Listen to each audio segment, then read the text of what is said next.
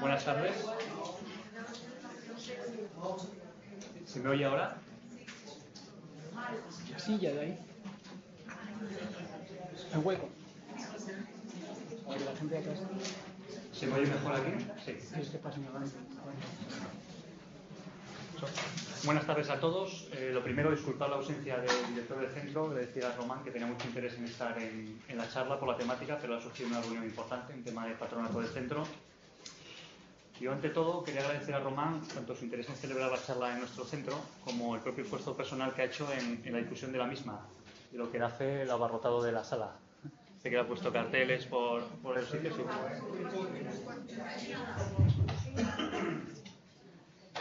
¿Se oye ahora? Pues eso, agradecerle sobre todo, además de la charla y del interés que ha mostrado en celebrarla aquí en nuestro centro, el esfuerzo que ha hecho en la difusión de la misma, que vemos que está el salón de actos abarrotado, y hay un total, hace media hora había 233 personas inscritas, 90 de ellas en presenciales y el resto a través de internet. Bueno, Román es el psicólogo sanitario y es doctorando en la Universidad Autónoma de Madrid. Ejerce además como psicoterapeuta en el Centro Médico Blasco de Tudela y el Gabinete de Psicología Psique. Y desde 2007 investiga las necesidades trascendentes en enfermos terminales y asiste a sus familiares. Como decía, él está finalizando el doctorado en psicología en la Autónoma de Madrid con el tema las necesidades intrapersonales, interpersonales y transpersonales del enfermo terminal. Está realizando la tesis por artículo, siendo cada uno de ellos una parte de la investigación total.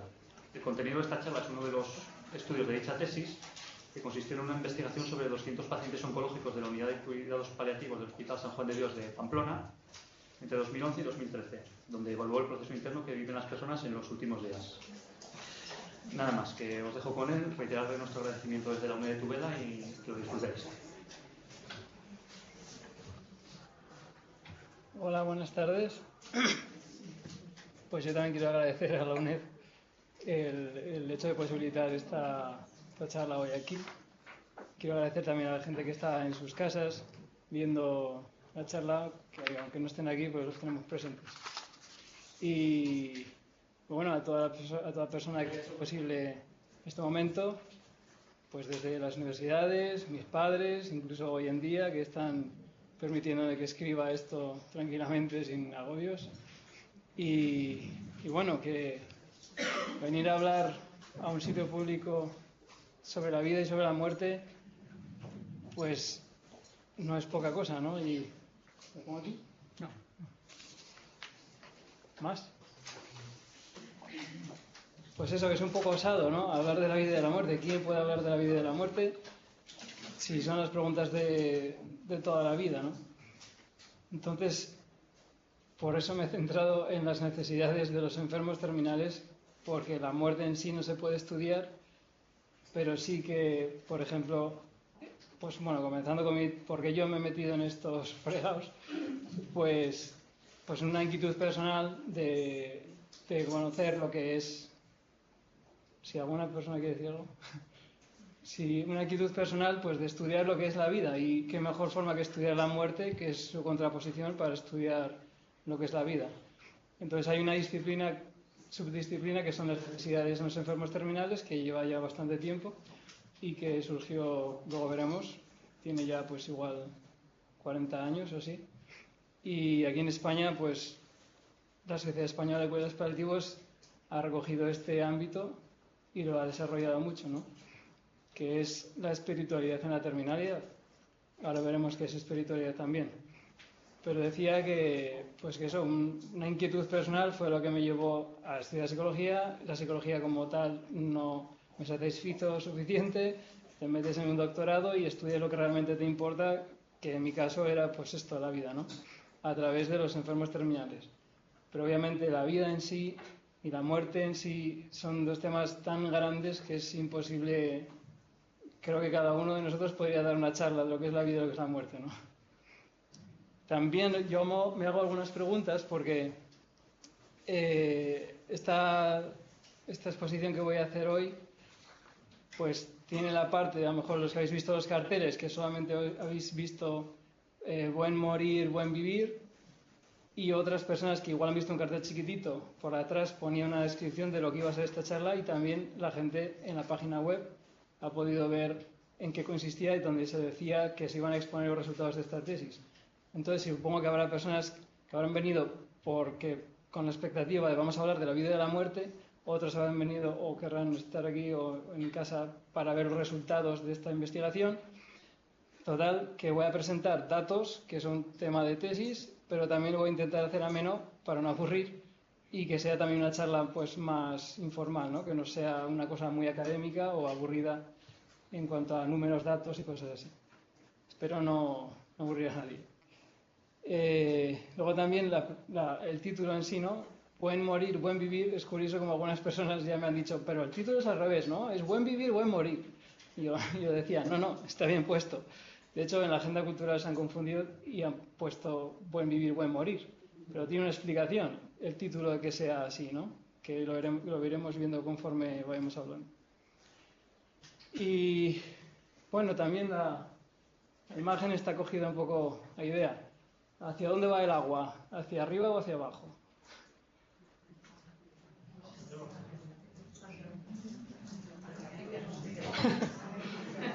Pues unos lo ven hacia arriba y otros lo ven hacia abajo, ¿no? Yo pienso que esa fotografía pues representa muy bien un poco el hecho de este tema, ¿no? Para una persona como nosotros, pues podemos ver el río hacia arriba, o sea, la vida hasta que llega a nuestro final es lo que a nosotros nos queda de río, ¿no? Sin embargo, una persona terminal, de las que vamos a hablar hoy aquí, el río lo ven hacia abajo, es lo que han recorrido hasta el momento en que han llegado, ¿no? Esto es un tema muy fuerte, el tema de la muerte de los enfermos terminales, incluso la experiencia que yo he tenido con todo esto, no sé si me emocionaré, pero espero que no. Bueno, pues las razones ya los he dicho y vamos a ir con las razones sociales de este tema de estudio. Algunos datos son recogidos por la Organización Mundial de la Salud en este año. El cáncer es una de las principales causas de muerte en el mundo. Esto es así. 14 millones de personas son nuevos pacientes de cáncer cada año en todo el mundo. 8,2 millones de muertes anuales y 32 millones de personas que viven con cáncer. Estos son datos. ¿Cuáles son los principales tipos de cáncer? Pues el pulmón, hepático, gástrico, colorectal, mamario y cáncer de esófago. Si os fijáis, para 2032 se prevé que hay 22 millones de nuevos casos. Eso significa que hay 57% más de lo que hay ahora. Una barbaridad, ¿no? En los países desarrollados, alrededor del 50% de las personas diagnosticadas de cáncer mueren de él. Y en España el cáncer constituye la primera causa de muerte, con el 25% de todas las defunciones. Eso significa que de todos los que estamos aquí, el 25% de nosotros va a morir de cáncer. Eso sí, según las estadísticas. Las defunciones debidas a cáncer, pues como hemos visto en hombres, la primera es el pulmón, colorectal y próstata, y ese total de 61.000 es de defunciones de cáncer, no de estas tres, sino de todas. Lo mismo para mujeres, pues el primero de mama, colorectal y pulmón. En total, en España, pues tenemos casi 100.000. Estos son datos de 2006 del Ministerio. Y en Europa tenemos 1.200.000. Se me oye bien, ¿no? Y en el mundo, pues los 8,2 millones que hemos visto antes. Fijaos que en Europa 1,2 y en el mundo 8,2. Pues pues bastante también. Aquí tenemos una gráfica que nos dice la evolución, pues lo que dice, evolución de la mortalidad en España por grandes causas. La línea roja es por tumores malignos, o sea, cáncer, y las demás no nos importan para este tema. Si os fijáis, que siempre yo al menos me lo he preguntado, siempre se oye, ahora hay más cáncer que antes. Antes no había cáncer, ahora porque las condiciones de vida, la alimentación, las radiaciones. Bueno, pues aquí tenemos una gráfica del año 1975 hasta 2001 y sí que es cierto que el cáncer ha ido aumentando, pero tampoco mucho. ¿Veis la línea, no? Este es un dato interesante, supongo, para todos. Esto es para mujeres, la anterior era hombres. Las mujeres se mantienen más más estables. Esto es para Navarra. Los hombres, pues con más incidencia de cáncer que las mujeres, y las mujeres menos, pero también pues incrementándose, ¿no? Y aquí lo tenemos por tipos de cáncer en Navarra. Pues como vemos en hombres el pulmón el mayor, y en mujeres el pulmón al revés. El primero es de mama, que es el que mayor tiene las mujeres, y en los hombres el pulmón, la línea negra. En mujeres, pues después está en Navarra, que es diferente a lo que hemos leído antes. Yo diría que el verde, que es el colon, ¿no? En hombres estaría la próstata, y en mujeres sería el tercero el estómago o cáncer de ovario, y en los hombres pues el de vejiga, el de colon. Si os fijáis, aunque antes hemos dicho que en las mujeres el de pulmón era, creo que el tercero, aquí en mujeres el de pulmón ni siquiera aparece, en Navarra. Es un dato curioso. Y aquí tenemos la gráfica de lo que son, la línea azul viene a decir la incidencia de cáncer y la roja es la mortalidad. Entonces, ¿se lee bien las letras o no? Si os fijáis, los primeros puestos son para los países más desarrollados y del centro para abajo, pues menos desarrollados. Pero la línea roja, así a primera vista, lo que dice es que todas las defunciones de cáncer más o menos son las mismas en todo el mundo, pero la gran diferencia que demuestra esta gráfica es que mientras en los países más desarrollados la incidencia de cáncer, o sea, padecer cáncer no significa que te vayas a morir de cáncer en nuestros países, pero en sus países, por ejemplo el último, África Oriental, Western, es casi todas las personas que tienen cáncer mueren de ello. Y si vamos subiendo, pues nos vamos alejando, ¿no? Pero en los países subdesarrollados tener cáncer significa pues la muerte directamente.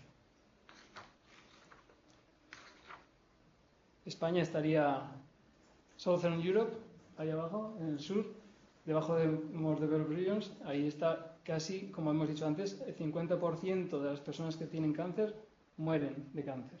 Y es lo que está diciendo esta gráfica, ¿no? En Europa, pero como estamos en Europa, pues España igual. Pues haciendo un poco de historia, ¿de dónde viene todo el tema de los cuidados paliativos? Tal y como los entendemos hoy y tal como los voy a exponer aquí. A ver. Cicely Saunders es aunque los cuidados paliativos las personas religiosas ya se trataban de una forma holística desde hace mucho tiempo, fue Cicely Saunders la que con el Christopher Hospice en 1967 comienza, digamos, el movimiento de cuidados paliativos integral, tal y como los conocemos hoy en día, que están en los hospitales de toda España, Europa y muchos países desarrollados. Dice Hadlock que estos hospices se definen como centralmente administrados de servicios paliativos o de soporte que procuran cuidado físico, psíquico, social y espiritual al enfermo terminal y a sus familiares. Si tenemos en cuenta que la medicina hasta hace 20 años rechazaba la parte espiritual, lo que vemos aquí es que en el tema de cuidados paliativos ya se está empezando a integrar, ¿no? Que es lo que Cicely Saunders, que fue enfermera, es lo que reivindicaba, integrar todas estas dimensiones del ser humano en el cuidado del paciente paliativo.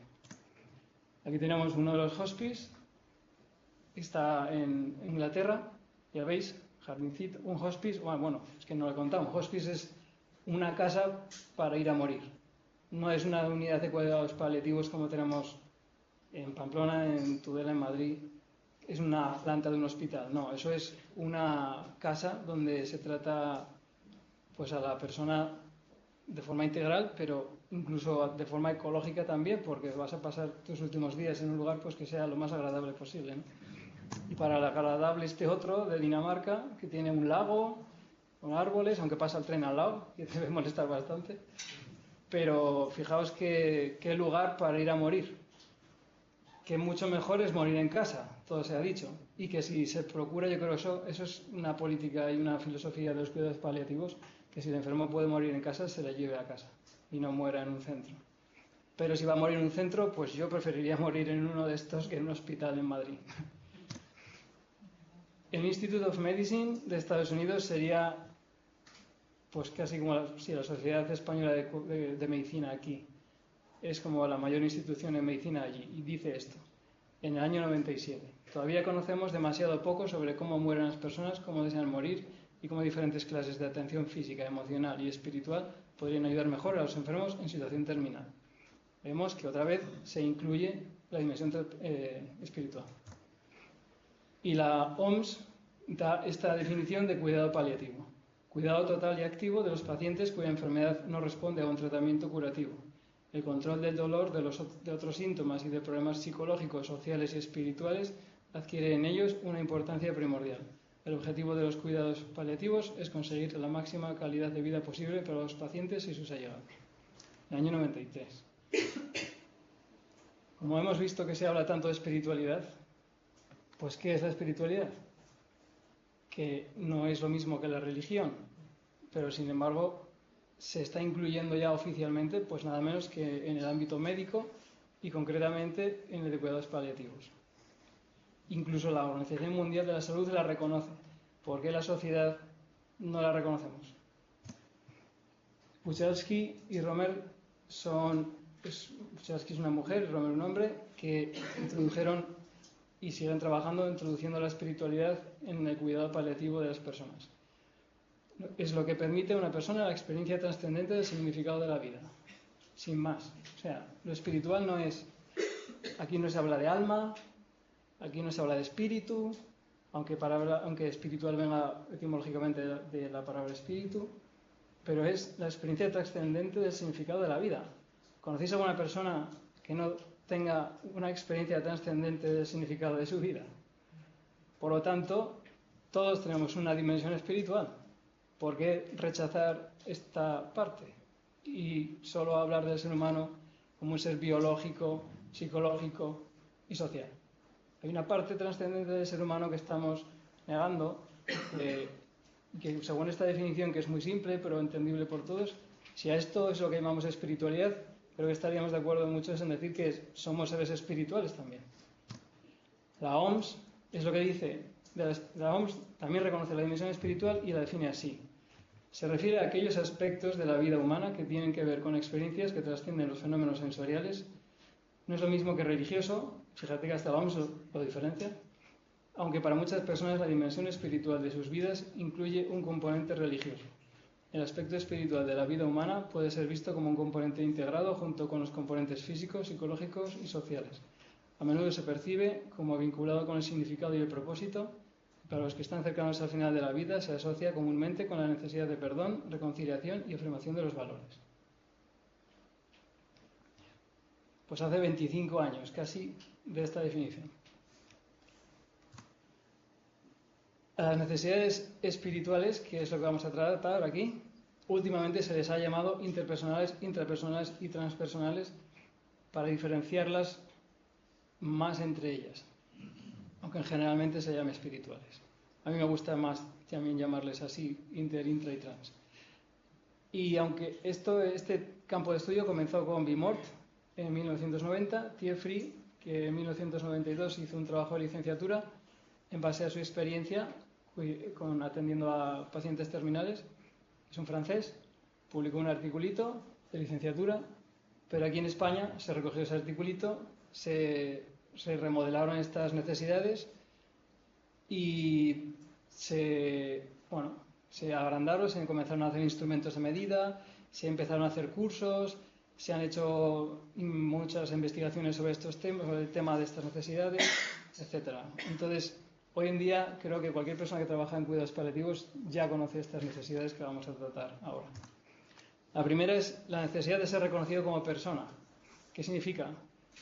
Pues que obviamente cuando una persona se siente que no puede ir al baño, que no se le tiene en cuenta con algunas decisiones, que el médico que viene a lo mejor le toma el pulso y se va sin decirle ni buenos días porque tiene 100 pacientes que ver en ese día, pues se da una necesidad de ser reconocido como persona y decir, que soy una persona, que no soy un objeto que hay que ponerle aquí una aguja, quitársela, o que se me ningunee para tomar decisiones que son respecto a mi propia vida y a mi cuidado, si estoy aquí, si estoy en casa. No se sienten, puede ser que no se sientan reconocidos como persona, ¿no? Esa es una de las necesidades que se pueden dar. Otra es la necesidad de amor. La necesidad de amor tiene que ver en este caso con que se vive más intensamente las emociones y el amor que sentimos por las personas queridas, nuestros amigos, nuestra familia, incluso la gente del personal del hospital, enfermeras, médicos, vecinos. Pues de repente el amor se vive más, que puede que en la vida normal no lo hayamos vivido con toda la intensidad que se pueda vivir, ¿no? Pues en momentos de terminalidad esto se intensifica. La necesidad de releer la vida es, pues como dice la foto, como se ve, es lo del río, ¿no? Ya estoy, bueno, este tema de si sabe el paciente que va a morir o no, un paciente terminal es un paciente con 6 meses de esperanza de vida. Normalmente el protocolo médico es decírselo a la familia, pero no se lo dicen al paciente. Esto es diferente en Estados Unidos, que las compañías aseguradoras, el paciente, si no se lo dicen, puede demandar al médico, y entonces ahora ya los médicos se protegen y se lo cuentan para que no les demanden. Pero aquí pues se le dice a la familia, y la familia, por una conspiración de silencio, no se lo cuenta al paciente, porque ¿cómo le voy a decir que va a morir cuando el paciente muchas veces ya lo sabe? Y tampoco se lo dice a la familia, porque ¿cómo le va a decir a la familia que sé que me estoy muriendo? Porque el mejunje que hay en medio y hablar de esos temas tan trascendentes y tan dificultosos pues no es nada fácil, entonces optamos por el silencio muchas veces. Pero en ese silencio el paciente pues hace una revisión de su vida, puede hacerla, ¿no? De, bueno, estoy llegando a mi final, ¿qué ha sido mi vida hasta ahora? Y a recordar los buenos momentos que ha pasado con sus gentes, buenas experiencias, malas experiencias, buenas decisiones, malas decisiones que ha tomado. Ya ha llegado al final, ya no hay una segunda oportunidad para retractarte, para hacer eso que querías hacer y no llegaste a hacer nunca. Bueno, la necesidad de sentido viene un poco derivada de la anterior. Es pues eso, cuando miras qué ha sido tu vida, pues la pregunta siguiente es, ¿ha merecido la pena? Esta pregunta hay que hacerse antes, no hay que esperar al final, ¿no?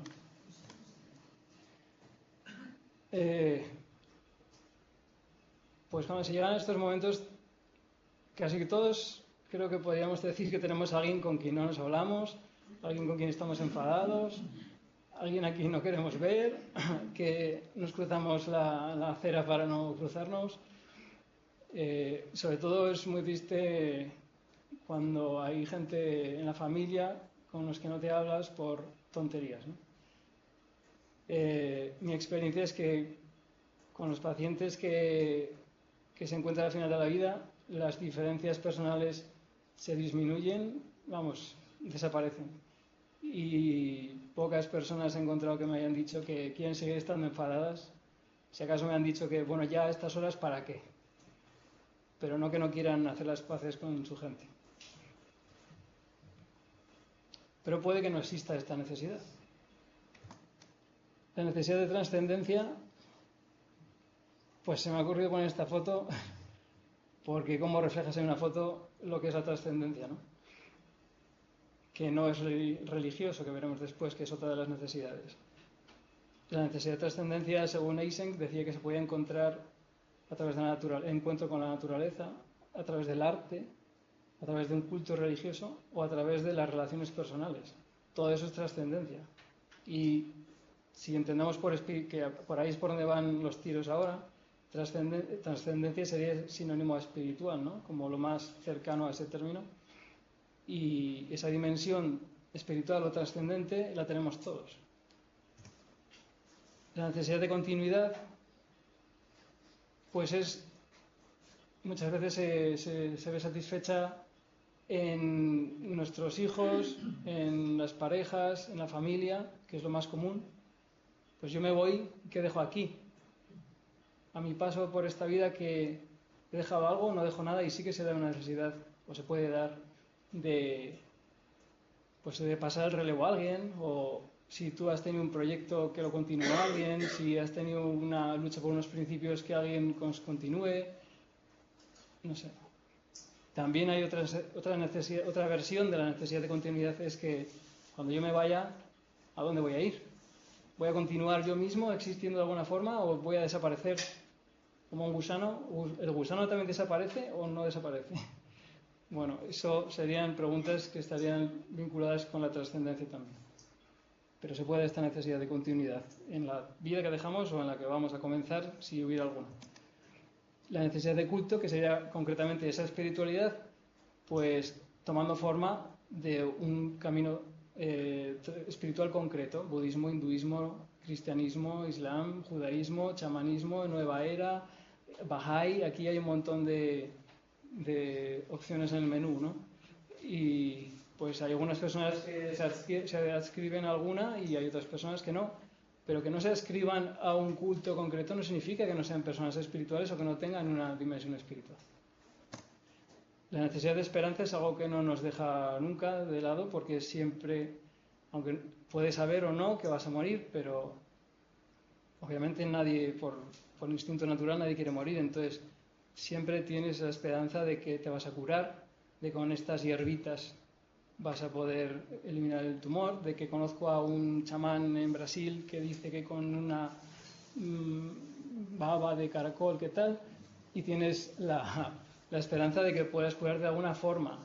Eso es una de las partes también de las fases del duelo, en asimilar que no te vas a curar. Pero también la esperanza puede tener otra cara, que es la de: ya sé que voy a morir, pero quiero llegar a ver a mi hijo casarse, o quiero ver nacer a mi nieta, o quiero llegar a mi cumpleaños, o quiero que me vistan así el día que yo me muera, quiero que se me haga el funeral de esta forma, quiero que llegue a las 5 de la tarde mi hijo para hablar con él. O sea, la esperanza es un poco la alegría que, a pesar de el marrón que tienes encima, pues que hay pequeñas cosas en la vida que son pues alegres y que te mantienen vital, ¿no? Y de esto surge esa esperanza. La necesidad de ordenar asuntos inconclusos tiene que ver, por el lado práctico, testimonio vital, últimas voluntades, decirle a alguna persona algo que nunca le dije y le quise decir, y también, sobre todo, despedirme de quien yo quiero despedirme, ¿no? Dejar cosas terminadas, pero esto, claro, solo se puede hacer cuando sabes que estás concluyendo algo. Cuando no se le dice al paciente que está en fase terminal, por protegerle, por no hacerle daño, porque creemos que no lo sabe y que le va a sentar mal, aunque ya lo sabe, pues no estamos dándole la oportunidad, a lo mejor, de que pueda concluir sus asuntos tranquilamente y en armonía con su familia, con su gente, y que pueda ser algo fácil, ¿no? Que no se le haga un trabajo o un problema.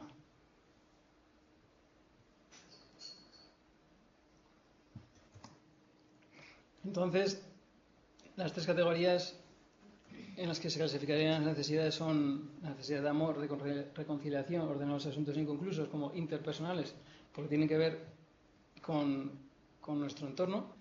Intrapersonales son con nosotros mismos, la de ser reconocido como persona, la de releer la vida, la de esperanza. Y las transpersonales, que tienen que ver pues con lo más espiritual intrínsecamente, que es la de sentido a la vida, la de trascendencia en sí, la de continuidad, que es transpersonal, que significa todo lo que va más allá de mí como persona, lo que me trasciende como individuo y como ego. Y todas estas cuatro son necesidades que tiene la persona de ir más allá de sí misma, ¿no? Ahora entramos aquí con lo duro. La muestra fue tomada de la unidad de cuidados paliativos de San Juan de Dios de Pamplona. Un psicólogo allí pasó a 203 pacientes el cuestionario que he intentado validar. Y que, bueno, esta es la parte dura, pero no acaba aquí. Luego hay un final que es muy interesante. Esto lo voy a hacer rápido, para no aburrir, aunque los que quisieran conocerlo pues también tienen su derecho. Pues hubo 56% de hombres y 44% de mujeres, 73 años de media, el tiempo medio con la enfermedad 3 años, pronóstico de vida a los 6 meses de enfermedad terminal, 88% conocían su pronóstico y 12% no. Esto es un sesgo, en fin. Algunos pacientes con tratamiento paliativo y otros no, pero todos sabían, aunque no supiesen que estaban muriendo, sí que sabían que estaban en un estado grave y estaban orientados en tiempo y espacio. El instrumento que se diseñó para esto fue el que yo creé personalmente con la ayuda de otros metodólogos y un acuerdo interjueces. Yo le llamé cuestionario orientativo sobre las necesidades trascendentes, con sus siglas CONET. Como he tardado tanto tiempo en hacer esta tesis, ya se me han adelantado, y Enrique Benito, y son pues las figuras más importantes en este campo de estudio, que son Enrique Benito, todas estas que aparecen aquí, y más personas, han desarrollado ya un instrumento para medir estas necesidades espirituales. Lo que ocurre que es muy diferente al mío, pero bueno, está bien, cuantos más tengamos, mejor. Y aquí llega el instrumento. Son 40 preguntas, 4 preguntas miden una de las 10 necesidades que he explicado antes, y el paciente podía decir si estaba con esta afirmación estaba muy poco de acuerdo, algo de acuerdo, bastante de acuerdo o muy de acuerdo. Obviamente, este cuestionario no se le puede dar a un paciente. Entonces, se le puede dar, pero es un poco frío, ¿no? Entonces se hacía mediante una especie de entrevista y luego se iba codificando. Pues ahí tienen, supongo que los de casa también verán esto. Ahí tenéis las 4 para necesidad de amor, la necesidad de ser reconocido como persona. Estas 4 para necesidad de amor.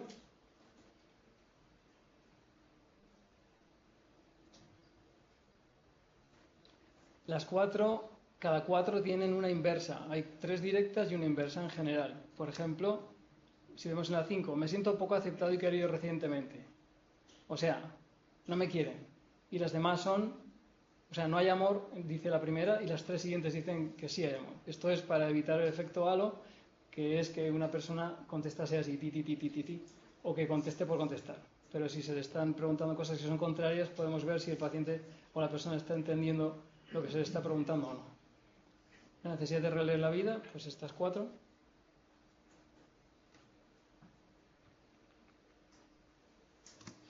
La necesidad de sentido y la necesidad de reconciliación.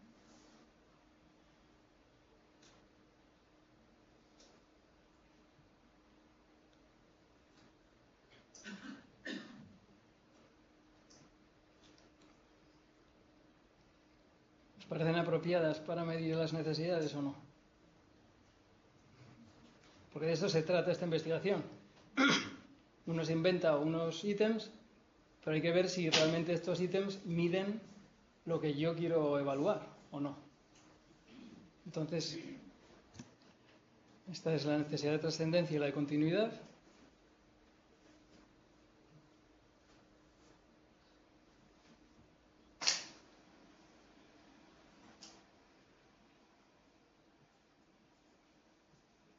Luego vamos a hacer un examen.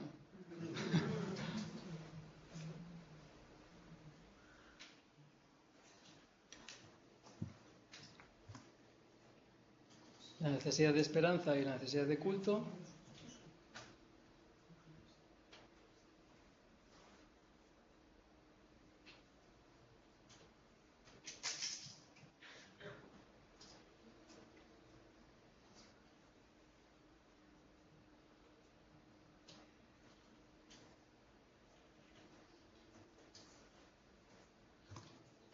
Y la última, la necesidad de ordenar los asuntos inconclusos.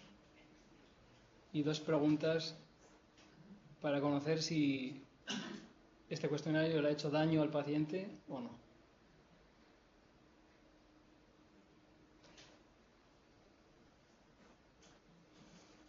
Aunque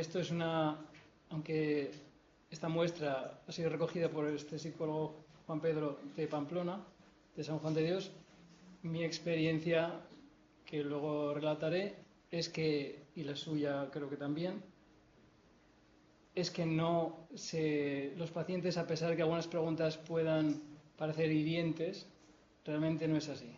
Muchos pacientes, casi todos, si no es la mayor parte, me daban las gracias por haber hablado de estos temas y se sentían muy aliviados después de una entrevista así, ¿no? Es más bien el tabú que tenemos nosotros y a nivel social también de tratar temas tan difíciles con una persona que encima es nuestra familia o nuestro allegado, nuestra persona cercana, y sacar estos temas, ¿no? Pero para una persona como yo, que no soy ni familiar, ni allegado, ni soy una persona querida para él, sí que le alivia mucho el hablar de estos temas porque no puede hablarlos con nadie. Los análisis que se hicieron fueron pues, un contraste de hipótesis para calcular la fiabilidad, la validez, el constructo de criterio. Que esto, pues bueno.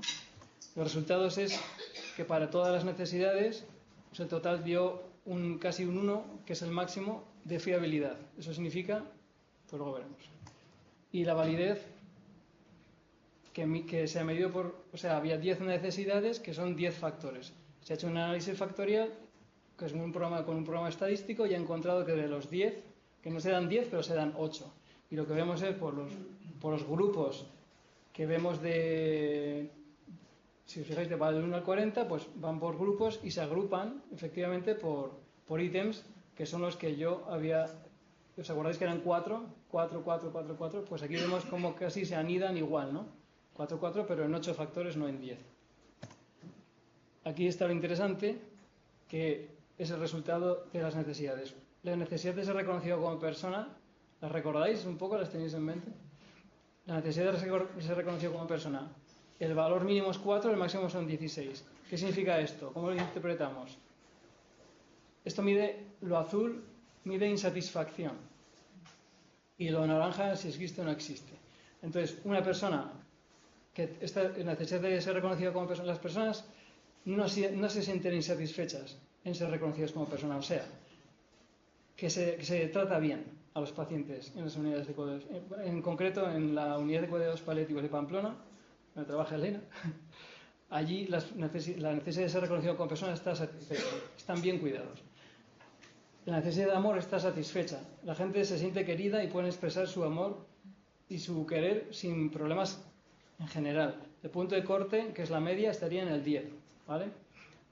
Por ir con las azules.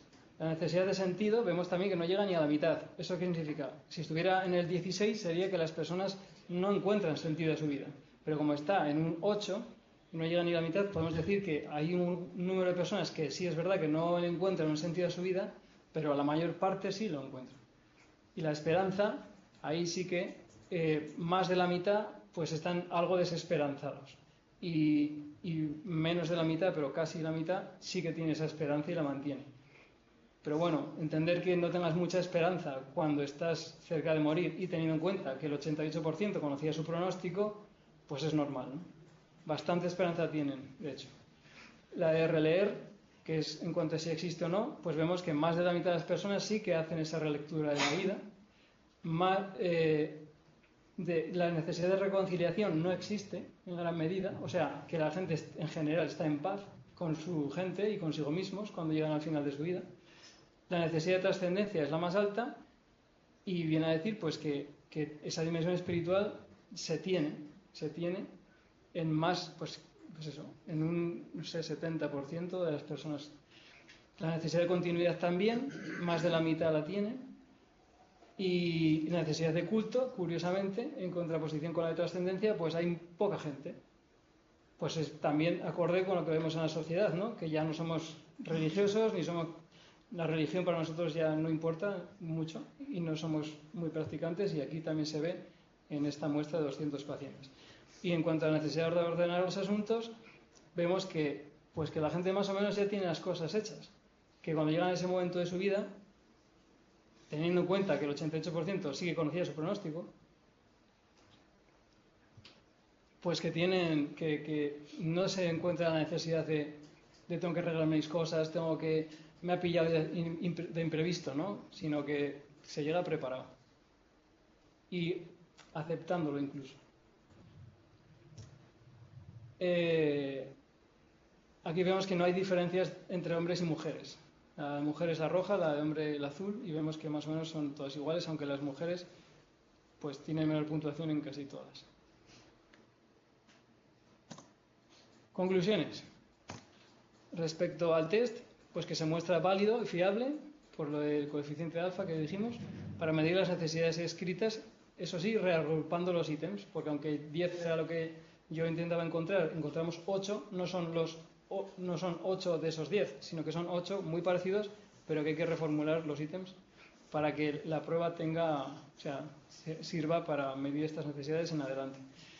Y las personas al morir, pues que sí tienen dichas necesidades, aunque existen diferencias en su satisfacción. Pues veíamos, como dije antes, que la necesidad del sentido, por ejemplo, cuando llegas al final de la vida, pues dices, ¿y ahora qué he hecho yo? ¿Qué he hecho yo en mi vida? Ya me voy tan pronto, porque a veces el cáncer pues llega temprano, dices, ¿y yo qué he hecho en esta vida? ¿O qué necesidad de poner orden en los asuntos, de reconciliarte? Pues vemos que no hay necesidad de reconciliación, tanto como podría darse, que no hay la necesidad de encontrar un sentido a la vida porque ya se tiene. Pues bueno. Pero a nosotros, a nivel personal, ¿para qué sirve todo esto? ¿Para qué sirve todo esto? Esperen, ¿para qué sirve? Lo tengo aquí. En primer lugar, este cuestionario que nosotros no vamos a utilizar, nos sirve leyendo esas preguntas para saber qué le está ocurriendo a esa persona que está muriendo en mi vida, ¿no? ¿Qué se le pasa por la cabeza? ¿Qué necesidades puede tener? Y también, sabiendo que así es como se siente, puedo abordar estas cuestiones con él. Y primero, obviamente, ¿por qué no hablamos de la muerte con las personas que mueren a nuestro alrededor? Porque nosotros mismos no tenemos aceptada nuestra propia muerte, seguramente. O porque sigue siendo un tabú social y eso es inevitable. Entonces, no tenemos las agallas para hablar de este tema con él, pero sabiendo por esta investigación que tienen estas necesidades y leyendo ese cuestionario podríamos leerlo para nosotros y abordar estos temas con el paciente de forma sutil, o cuando es muy importante, cuando el paciente surge o comienza a hablar de un tema que a nosotros nos saca sarpullido, ¿no? No me hables de esto. Pues no, es una de sus necesidades y hay que dejarle hablar de ese tema, porque es lo que esa persona quiere decir, es lo que necesita, es su necesidad. Sabiendo que existen estas necesidades, le puedo dar ese espacio. Y luego también nos sirve el cuestionario para, leyendo esas cuestiones, hacérmelas yo mismo, aunque no esté en fase terminal, porque llegaré a estarlo un día. Como he dicho, que el 25% muere de todas las defunciones de España va a ser de cáncer, vamos a morir de cáncer, es muy probable. Yo tengo un 25% de probabilidades de morir de cáncer. Me voy a informar y me voy a preparar para cuando llegue ese momento, porque lo que de verdad importa pues es el saber morir.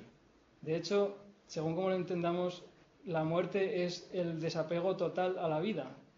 Y las fases de duelo de Elizabeth Kubler-Ross, que si alguna persona las conoce ya la recordará, primero negamos, ¿cómo que tengo cáncer? ¿Cómo? ¿Que voy a morir? ¿Cómo?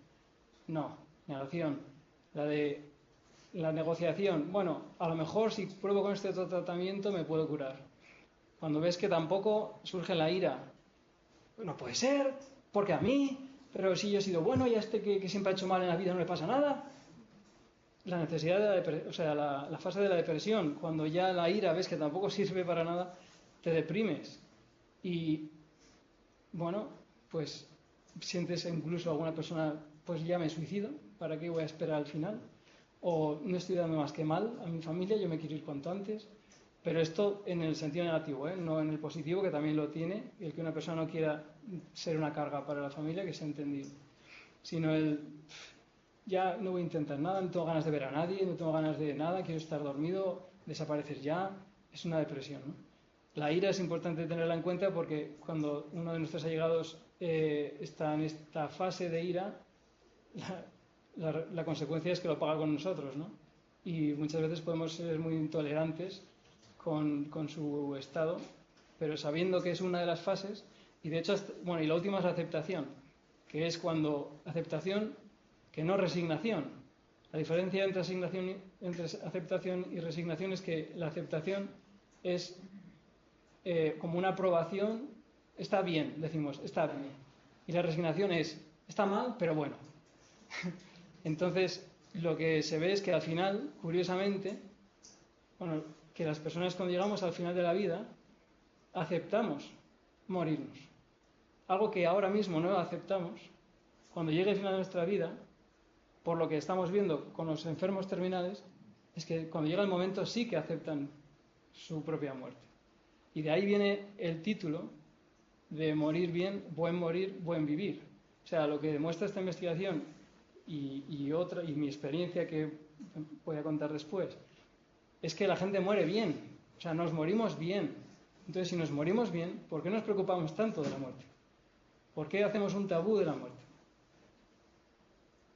Si queremos llegar a morir bien, ¿por qué no nos preparamos ya? Empezando a integrar la muerte en nuestra vida, porque de hecho la muerte es parte de la vida.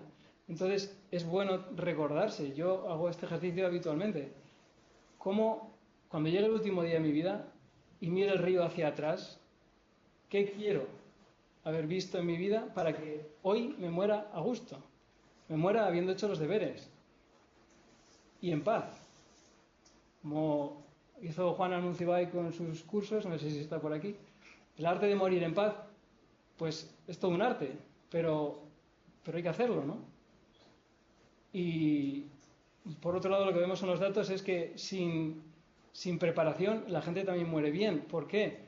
Porque hay una homeostasis interna en las personas, en el ser humano, que nos adaptamos a todo. Entonces, por un lado, no tenemos que preocuparnos de la muerte, porque cuando llegue ese momento, por la evidencia que se ve entrevistando a estas personas, nos morimos bien, pues ya no me voy a preocupar de la muerte, no la voy a negar, tampoco la voy a traer si eso me trae un sufrimiento, pero no la voy a negar. Cuando llegue me moriré bien. Y como sé que me moriré bien, pues ahora puedo vivir bien también, sin ese rechazo o tabú o pudor a la muerte.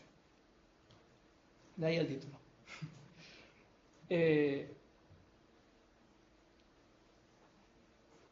El hecho de tener la muerte presente, que creo, de hecho es una práctica espiritual que hacen algunas personas y que os recomiendo hacer también. De vez en cuando, pues eso, estar preparado a morir ahora. O sea, si tú ahora mismo salieras a la calle y te pillara un coche y te murieses, ¿estarías preparado para irte en paz?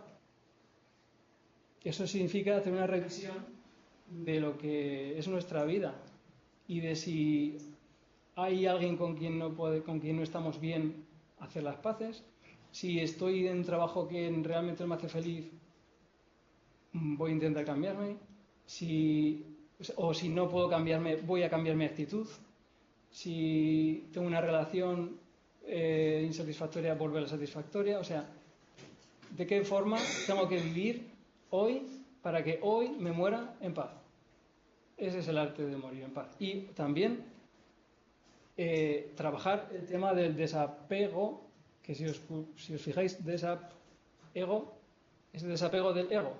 El ego, que es nuestra personalidad, es nuestra persona, nuestra identidad como seres humanos. Pero realmente, pues desde la psicología transpersonal por lo menos, no se entiende al ser humano como una persona, una personalidad, sino que la personalidad es una parte, pero hay otra parte que es la del ser. Y esto que ahora se está desarrollando mucho a través del mindfulness, que antiguamente, o bueno, también ahora es meditación, es lo mismo, es la práctica de observar tus pensamientos, observar tus emociones, y observar significa que hay un ente, hay una consciencia como una linterna que está alumbrando a lo que tú piensas, a lo que tú sientes, a lo que tú eres, a lo que tú haces, a lo que tú hiciste. Es algo que está mutando constantemente. Tú no sientes ahora lo mismo que sentías antes, no piensas ahora lo mismo que pensarás mañana, pero tú como identidad sí que eres la misma persona hoy, mañana, dentro de 10 años y hace 20. Dices, pero si soy el mismo y hace 20 años, fíjate que chavalillo, y veo que soy la misma persona, no me reconozco, pero eres ese mismo, ¿no? Pues esa parte es la que puede que sí o puede que no trascienda esta vida, que eso es todo un misterio, ¿no? No hay pruebas empíricas, no hay o hay poca evidencia científica de la existencia de ese ser más allá de lo que es esta vida tal como la conocemos ahora.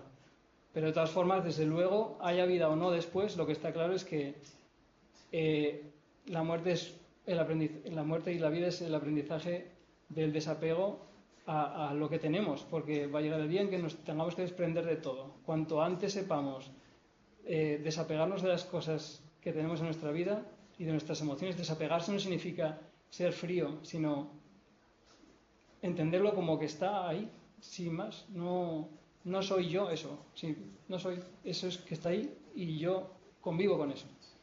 Por lo tanto, si hay un problema en lo externo, no me afectará a mí internamente.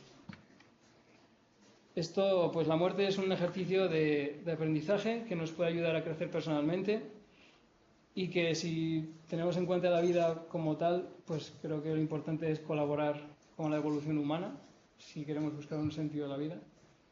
Y como veremos luego, pues algunas personas entienden que el sentido de la vida viene o que morir en paz, o que al final el mensaje o lo que queda en esta vida es ser buenas personas y ayudar a los demás.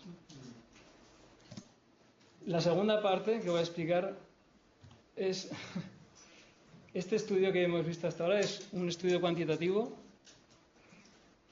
pero lo interesante viene ahora, que no lo voy a presentar, sino que lo voy a adelantar. Puede que dentro de un año, a lo mejor nos veamos otra vez en otra charla y explique los resultados de este segundo estudio, que es cualitativo, pero mucho más interesante.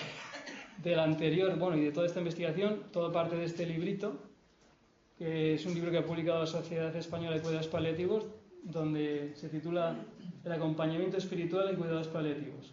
Y está editado por Enrique Benito, Javier Barbero y Alba Payás. Y aquí habla de todo lo que he estado hablando ya ahora. Pues si alguien quiere, es el origen en España de todo este movimiento de la espiritualidad en cuidados paliativos. El segundo estudio que voy a introducir fue un estudio hecho en los 5 continentes con en el fondo fueron 200 y pico pacientes, pero que sean útiles 190.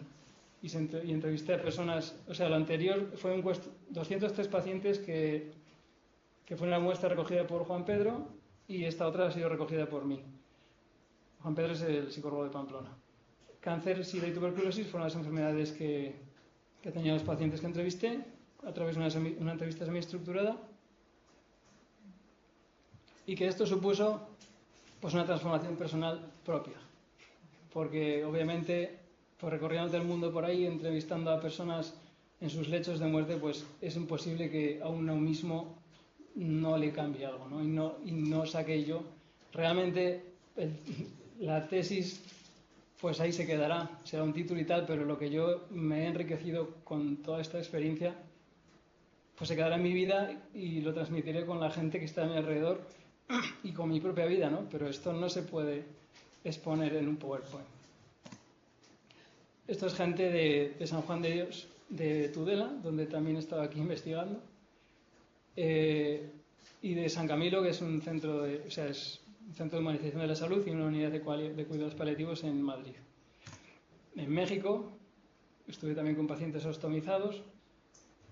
En India, en Calcuta, incluso llegué a ver los centros de... Esto es un hospital público. En Port Moresby, que es Papúa Nueva Guinea, esto es una sala de enfermos de sida y tuberculosis. Algunos pacientes dormían debajo de la cama de su allegado, porque no hay espacio, y vienen de la selva, no tienen ningún lugar donde estar. Esto es en Zimbabue. Pues ahí la gente vive, algunos pues en el desierto, en casitas de paja. Y esto es en Kenia. Aquí vino hace tiempo también unos misioneros de Lokitan, que están haciendo unos proyectos sociales allí, sacando agua del desierto, y viven en el desierto y tampoco tienen muchos recursos. Y esta investigación, como no es cuantitativa sino cualitativa, pues se recogen fragmentos. Por ejemplo, vamos a ver un ejemplo, un comentario de cada necesidad. Esto es transcrito directamente de pacientes. ¿Usted se siente bien tratado por los médicos y enfermeras de aquí? Sí, como en ningún sitio. Me tratan bien en todos los sitios, pero unos mejor que otros. Y este es uno de los mejores. Me he tirado 4 meses en el clínico, 2 en el de Alcorcón, o sea que tengo todos los hospitales recorridos. Decía un paciente de Madrid. Necesidad religiosa. Bueno, usted es creyente, religiosa. Pues mire, le voy a decir, eso lo digo yo, y el paciente, pues mire, le voy a decir una cosa, yo soy muy creyente. Y la última vez que estuve en misa fue un día anterior a entrarme en el quirófano. Si me entraron el lunes, pues el domingo fui a oír misa a Santana, porque me gusta mucho Santana. Al lado de la catedral vivo yo, la tengo de vecina, pero se conoce que, como dice mi madre, hija, a misa hay que ir a pedir con devoción, no solamente a pedir. Pero que no me, ella sollozaba al decir esto, pero que no me ha hecho caso y yo he dejado de creer mucho. ¿Pero usted ha ido con devoción? Bueno, claro que he ido con devoción. Si llevo a mis hijos y a mis nietos. ¿Pero por qué cree que no le ha hecho caso? Y ella sigue llorando. Pues porque me ha dado este mal y no me lo merecía. Yo no me lo merecía y esto no me lo merecía.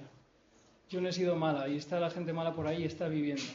Y yo he tenido muy mala suerte. Y muy mala suerte he tenido, pero ¿qué le vamos a hacer? Aquí vemos la fase de negación de esta persona y de ira, de negación no, de ira, ¿no? Que está en su derecho. O sea, estas 5 fases descritas por Kübler-Ross son las que se dan y no es nuestra naturaleza. Si nos fijamos en cualquier duelo que hayamos vivido, que nos ha dejado la pareja, que se haya muerto alguien querido, que nos hayan echado el trabajo, que nos hayan robado el coche, seguramente si nos fijamos pasamos por todos estos 5 pasos, ¿no? Aquí esto vais a oír un testimonio de un paciente en su propia voz, aunque desgraciadamente no he podido prepararlo bien y traer un paciente que se le entendiera mejor porque él tiene una traqueotomía. Pero bueno. Muy bien, muy bien. Todo el mundo muy bien. ¿Y con su familia y amigos? También muy bien. Sí. Todo el mundo. De momento muy bien. ¿Y vienen a visitar? ¿Quién recibe visitas? Mi mujer, mis hijos y algún amigo. ¿Hay alguna persona que le guste en especial? Ahora, O sea, no hoy, en estos momentos. Alguien que a lo mejor haga mucho que no ve. no tengo. ¿Y qué es lo que le gustaría decir a las personas cercanas de su vida? Son de que usted tiene a las personas cercanas. Si hay algo que le gustaría decirles, que les Pues diga. la verdad es que no tengo nada. Si me viene ahora de decir, no sé qué contestar. O hay algo que le gustaría escuchar de ellos. Ya he escuchado ya todo, ánimo, ya son los principales en este caso, porque otra cosa o solución no me pueden dar. Más que muchos ánimos y me lo están dando todo. ¿Esto lo oyen las personas que están en casa también o no? ¿Lo oyen en casa? Como ejemplo de necesidad de esperanza, voy intercalando escrito con audio. No te han operado, ¿no? No, que va, no. Me dijeron que a otro año. ¿Y qué te han dicho los médicos? Que con el tiempo que voy mucho bien. Y en Pamplona también. ¿Te han dicho que te puedes curar o que no te puedes curar? Me han dicho que eso, que costará, pero que voy bien. Cogiendo fuerzas. A ver si otra cosa, hijo mío, no te puedo. De aquí se extrae... Bueno, esto es más complicado que solo este comentario porque hay que verlo con toda la entrevista de conjunto, pero se van recogiendo fragmentos de la entrevista para ver si se están dando estas necesidades que estamos evaluando o no. La necesidad de perdón. ¿Se siente en paz con toda su gente o hay alguna persona con la que tenga alguna cosa? Yo no tengo ni disgustos, ni pleitos, ni problemas con nadie de ninguna vida. Esto es un poco raro. O sea, yo no he discutido en mi vida con nadie, ni he pleiteado ni nada, estoy con todos bien. familia, nada, yo estoy con todos bien. Qué bueno, porque eso le da mucha tranquilidad a uno. Yo estoy con todos bien, porque aparte yo no tengo a nadie. Porque las hermanas de mi marido, pero pues aún con todo vienen todas las tardes a darme de cenar y estoy a todas horas con ellos. Y me llevo muy bien, muy bien. O sea que no he tenido ninguna discusión preocupante con nadie en la vida. Es más, que no sabría tener una discusión con nadie porque me sentiría tan mal que me iría del sitio. No podría seguir manteniendo la discusión. Eso es bueno. No valgo para esas cosas yo. Dos personas no discuten si una no quiere, ¿no? Las discusiones a veces no llevan a ninguna parte. Como ejemplo de la necesidad de perdón, pues vemos que no la tiene. De reconciliación, necesidad de perdón o de reconciliación, pues qué bien que esta persona no la tenía. No la tenía porque ninguna de estas personas que estamos escuchando hoy aquí están ya entre nosotros. Desde que parece la enfermedad, ¿ha habido algún momento en que es un repaso de lo que ha sido su vida hasta ahora? No me he dado cuenta de que Y como historia, lo que ha sido la historia de su vida. eso si estuvimos 7 horas hablando los dos. 7 horas hablando pues, de lo malo o lo bueno que habíamos hecho los dos y todo salió positivo. Qué bien. ¿Qué sentido dirías que ha tenido su vida? Mucho. ¿Cuál? El casarme, el tener hijos, la felicidad que me ha dado ver.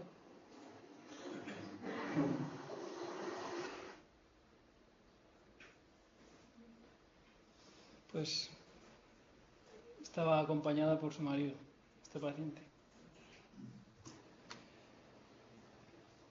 Como ejemplo de necesidad de trascendencia, bueno, espero no herir la sensibilidad de nadie, pero esta es la realidad que yo he vivido y la que hay. Entonces, si estamos aquí todos nosotros, supongo que es porque nosotros no tenemos tanto tabú con el tema muerte. De hecho, nos interesa y queremos aprender o pues ir integrándola más en nuestra vida, ¿no? Seguro que una persona que tiene a la muerte como tabú y no la integra en su vida, no estaría aquí. Pero igualmente puede que algunas de los audios puedan herir la sensibilidad, pero espero que no sea negativamente. ¿Crees que, vamos a ponernos un poco filosóficos, crees que hay algo que está más allá de nosotros, que no podemos comprender, pero que sí nos puede comprender a nosotros, como si hubiese algo? ¿Crees que existe algo así? Y me responde, algo tiene que existir cuando se hace de día y de noche. Yo creo que un tío tiene que estar confundido, con miedo, decir, chicos, ¿sabes que se han pasado 40 años o 50 y qué ha sido de mi vida? ¿Has hecho mucho mal en esta vida? No. Pues ves, ahí está mi felicidad. Ni he hecho mal a nadie. Y el que me ha hecho mal a mí, yo le he perdonado. Ya está. Pues aquí se da también la necesidad de trascendencia, pero a la vez se ve una necesidad de sentido, se ve necesidad de que no hay necesidad de reconciliación. Pues fíjate, con solo 6 frases se pueden analizar 3 necesidades, si existen, si no existen, si están satisfechas o no. Es mucho más rico investigar a partir de un tipo de entrevistas así, con el tipo de pacientes que son los terminales, que con un cuestionario, que son son afirmaciones cerradas, ¿no? Esto da mucho más juego y es mucho más enriquecedor para todos. La necesidad de continuidad, este ejemplo, hay algunas cosas, pues como ahora no estás en las mismas circunstancias que hace un mes, hay alguna cosa importante que tú hacías que ahora no puedes hacer y que necesitas que alguien continúe haciéndola. Pues sí, claro, el atender a mi marido, que ahora tiene que estar en casa ajena y tiene que haber alguien atendiéndolo a él. ¿Dónde está? En casa de su hermana, con los que son ella, con los que son ella ya, que son un montón de gente. Y antes tú cuidabas de él. Claro, con esta mano, que solo tenía una habilitada. Lo bañaba, lo calzaba, calcetines, zapatos, pantalones, calzoncillos, todo. Joder, pero ¿está muy impedido él? Pues se vale, pero lo ves que está templadico. Pues aquí, la necesidad de continuidad, aquí vemos también que habría una necesidad de no concluir asuntos, pero se preocupa por su marido y cuando ella se vaya, pues ¿qué queda de él? ¿Quién le va a atender? Eso existe, esto está mostrando una necesidad de continuidad y también una necesidad de concluir asuntos o de ordenar pues las cosas que quedan. ¿Qué es lo que venimos a ver ahora? Ahora, ¿hay alguna cosa que digas, tengo pendiente de hacer tal o decir tal? No, hasta que no vaya mirando cómo se resuelve esto, pues no, ni quiero meterme mucho, ni tampoco dejarlo aparcado, nada más que tengo que seguir por aquí día a día y ya está. Hay una parte de la entrevista que es cosecha propia, que no es... yo estaba muy interesado en conocer, puesto que voy a tener acceso a personas que para mí son sabias porque están al final de su vida y son privilegiadas desde mi punto de vista, porque yo no estoy terminal, sin embargo puedo hablar con una persona que está terminal y creo que ese momento es muy fructífero y productivo para las personas. Qué gran privilegio poder estar con alguien así y aprender de él, ¿no? Entonces, yo les preguntaba también, pues, qué es lo más importante en la vida, a ver qué piensan cuando se sienten que están terminándola, que si ha cambiado algo en su vida, si se han dado cuenta de algo, qué creen que tenemos que hacer las personas vivas, o sea, en el proceso de vivir para ser felices, si se sienten más cercanas del sufrimiento en general de las personas de lo que estaban antes, porque ahora se encuentran en una situación de mucho sufrimiento psicológico, físico, etcétera, o si ese aumento de compasión no se da. Bueno, entonces aquí os voy a poner otro audio, pero lo voy a traducir porque no sé cómo se ponían subtítulos.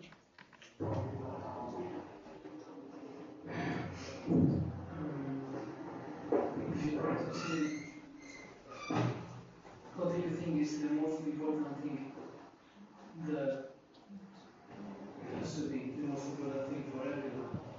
¿Qué crees que es lo más importante en la vida para todos, no para mí, para ti?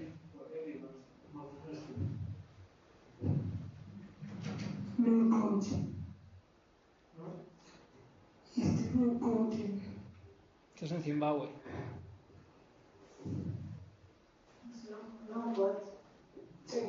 Es una monja traductora.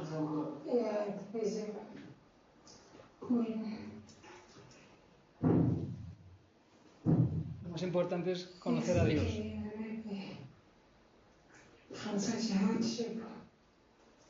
Quizás me pueda llevar con Él y librarme de este sufrimiento.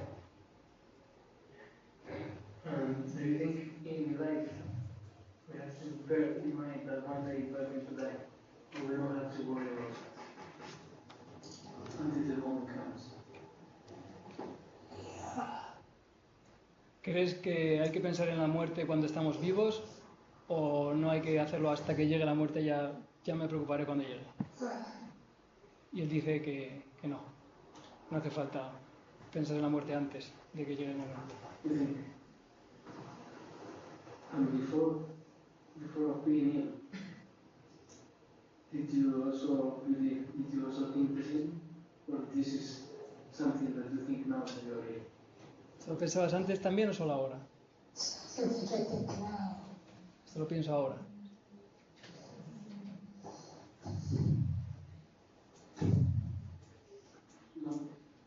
What would be your advice to anyone to have a happy life? ¿Qué dirías que la gente tiene que hacer para ser feliz? What would you suggest?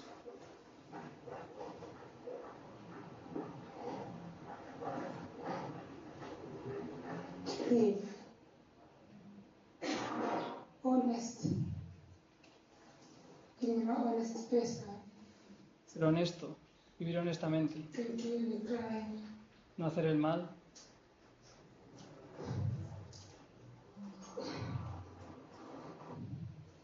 Just be satisfied with what you have in life.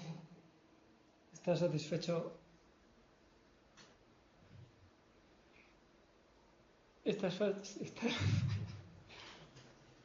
¿Habéis entendido, no? Estás satisfecho con lo que tienes en la vida y ya está. ¿Se oía? ¿Se oye bien? Esta otra hablaba sobre la muerte.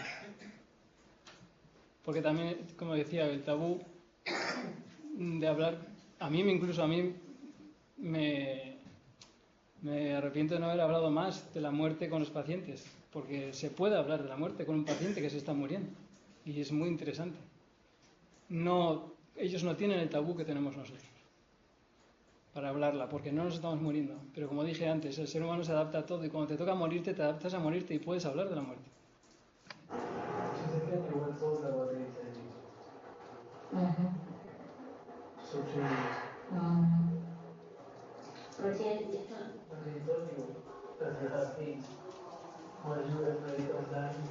Cuando dijeron, cuando te dijeron que tenías SIDA, ¿pensaste, tenías miedo de morir? No.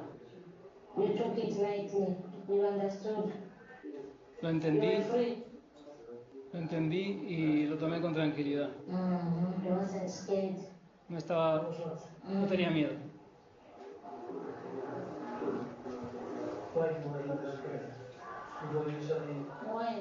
¿Por qué no te asustabas? ¿Por qué no te asustaste si la gente muere de SIDA? Más en África, ¿no?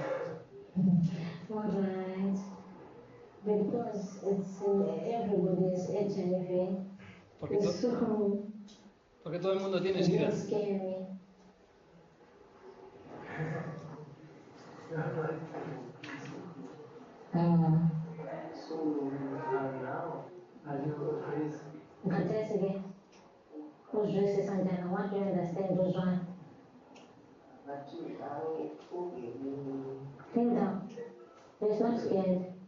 Le pregunté si ahora tienes miedo y decía no.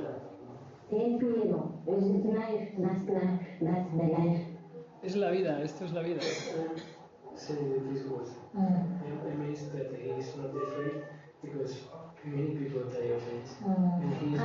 No puede ser que no tenga miedo de morir si todo el mundo se muere de SIDA, le pregunto yo.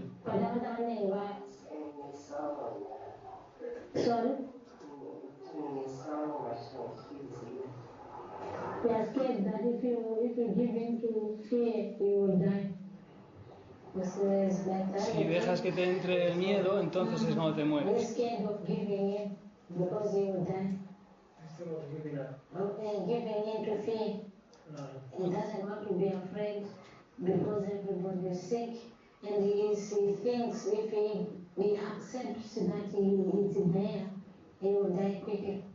Lo que tengo miedo es de dejar entrar de lo que estoy asustado es de dejar entrar al miedo y que me muera por tener miedo.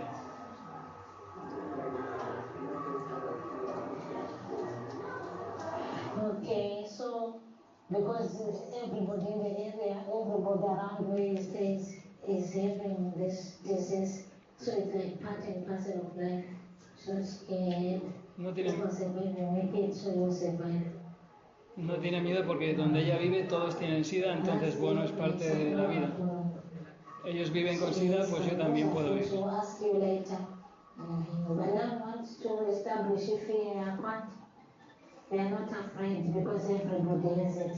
Repite lo mismo, que no tiene miedo porque todo el mundo tiene SIDA.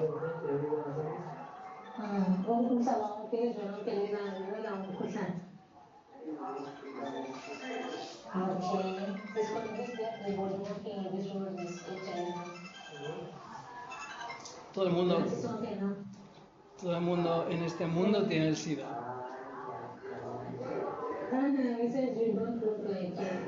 Yo le pregunté, ¿y yo también tengo SIDA? Me dice, no, tú no tienes SIDA, tú no pareces tener SIDA. Pregunto, ¿por qué? Y me dice, porque yo al fresco, porque tú estás fresco. Bueno. Y este otro, de una paciente que sí que vais a poder entender, donde le pregunto por este tipo, que ha aprendido, o si ella ha tenido algún cambio, alguna transformación personal. La enfermedad que le ha hecho aprender. Pues que hay que tener muchísima paciencia, pero mucha.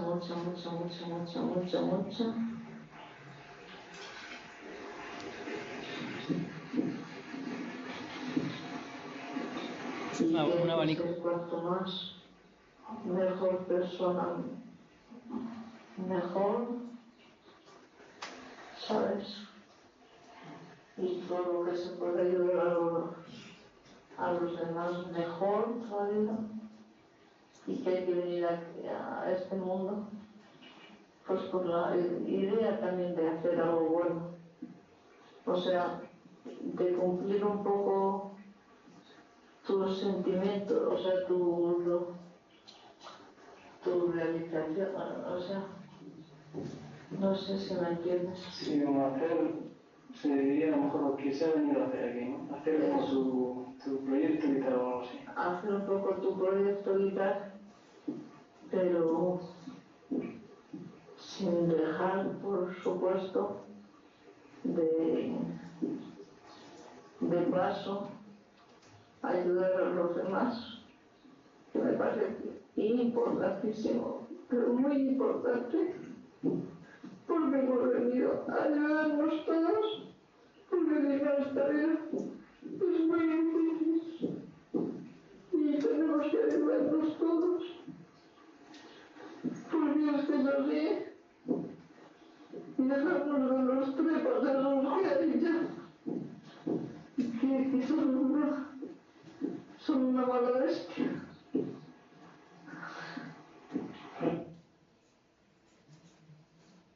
Ya que teníamos que ayudarnos todos y dejarnos ya de los trepas esos que hay, que son una mala bestia. Pues yo hasta aquí he llegado hoy. Gracias por venir.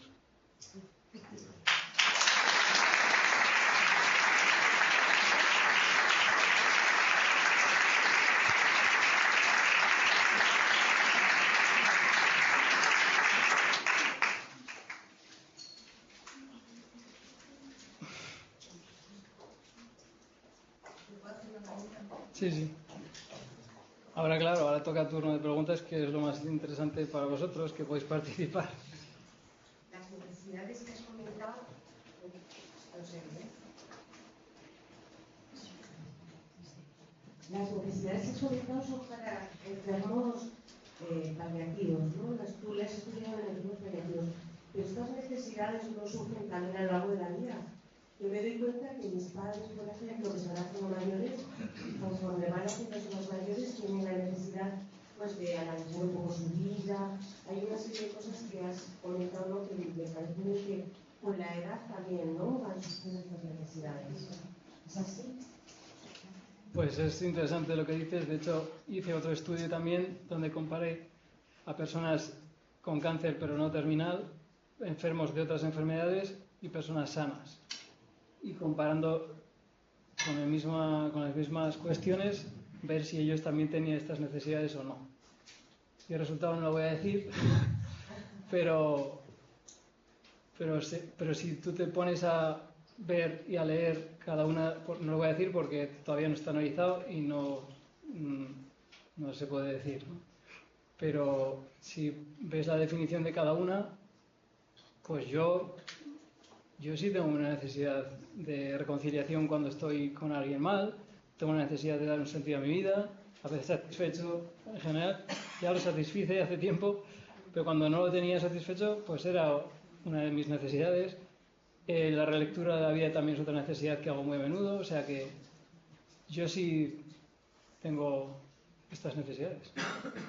Y no hace falta tampoco que entres en edad, sino que puede que sean necesidades de todos, ¿no? Pero la forma de vivirse estas necesidades es diferente en los momentos en los que te encuentres.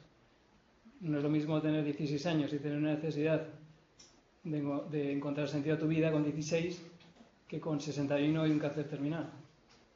Entonces, creo que cambia el contenido, pero no la forma.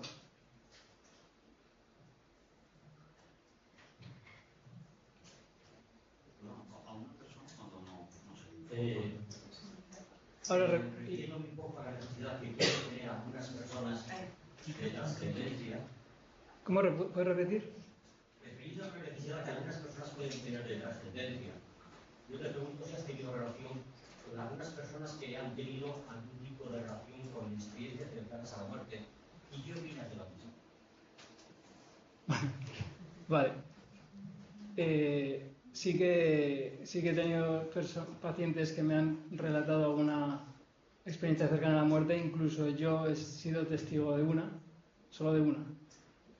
Pero sí, ese es un tema que es muy interesante. Y bueno, mi experiencia personal, por ejemplo, fue en Madrid, nada más, o sea, aquí, en el país. Estaba con el paciente entrevistándolo y me decía que su hermana estaba ahí.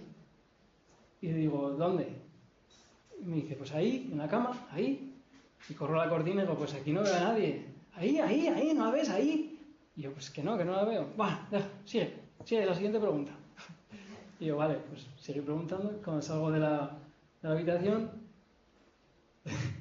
le pregunto a su hija, le comento, ¿no? Pues me decía que había visto, que decía que su hermana estaba ahí en la cama y dice, ¿qué se le va a la cabeza? Si su hermana murió hace 15 años. Pues una de las experiencias cercanas a la muerte es, dicen que vienen tus familiares a acompañarte en el tránsito y que no tiene por qué ser en el último instante en que te vas a morir cuando vengan, sino que pueden estar antes, días antes. Y tengo otras experiencias, incluso grabadas, la grabé con la grabadora, de 3 experiencias que tuvo una persona en México. En México me encontré con 3. Sí, fue curioso. Y bueno, pues es que sí las he tenido. Sí las he tenido y creo que de hecho la persona que está abierta a este tema, pues es un alivio, porque lo que cuentan las personas que han tenido este tipo de experiencias es que pierden el miedo a la muerte cuando vuelven a la vida, digamos. Hay mucho campo en este tema que critica, o sea, hay muchas críticas, que si es por falta de oxígeno, que si es por una liberación de serotonina expansiva, que etcétera, etcétera. Pero hasta un médico, que es un médico cirujano que acaba de publicar un libro el año pasado o el anterior, que se llamaba La prueba del cielo, pues es cirujano médico con mentalidad newtoniana, cartesiana de la ciencia, lo que veo existe, lo que no veo se desprecia. Y él tuvo una experiencia así y fue tan transformadora para él que aunque se arriesgaba a perder el prestigio como médico, pues escribió este libro contando su experiencia y diciendo que es real, que la muerte no existe. Entonces, pues eso es lo que nos dicen las personas que han tenido estas experiencias. Yo una amiga, que no ha sido una paciente, pero una amiga también me contó otra experiencia así. La gente, por el tema que yo investigo, pues la gente te lo cuenta, ¿no? A lo mejor otras personas no recibís estos relatos o no tenéis a personas directas que os cuenten porque públicamente no vais diciendo trabajo el tema de la muerte, ¿no? Pero creo que mucha gente, más de la que pensamos, tiene este tipo de experiencias o las ha tenido, y mucha gente, como por ejemplo esta amiga, la tuvo y hasta 2 o 3 años después no la contó. O sea, es tan fuerte la experiencia que como sabes no te va a entender la gente o porque te da miedo contarlo, pues no lo cuentas. Pero...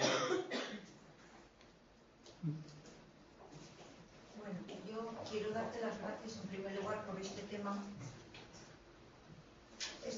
que es tan... Está apagado. Pídete el micrófono porque si no pides el micrófono no...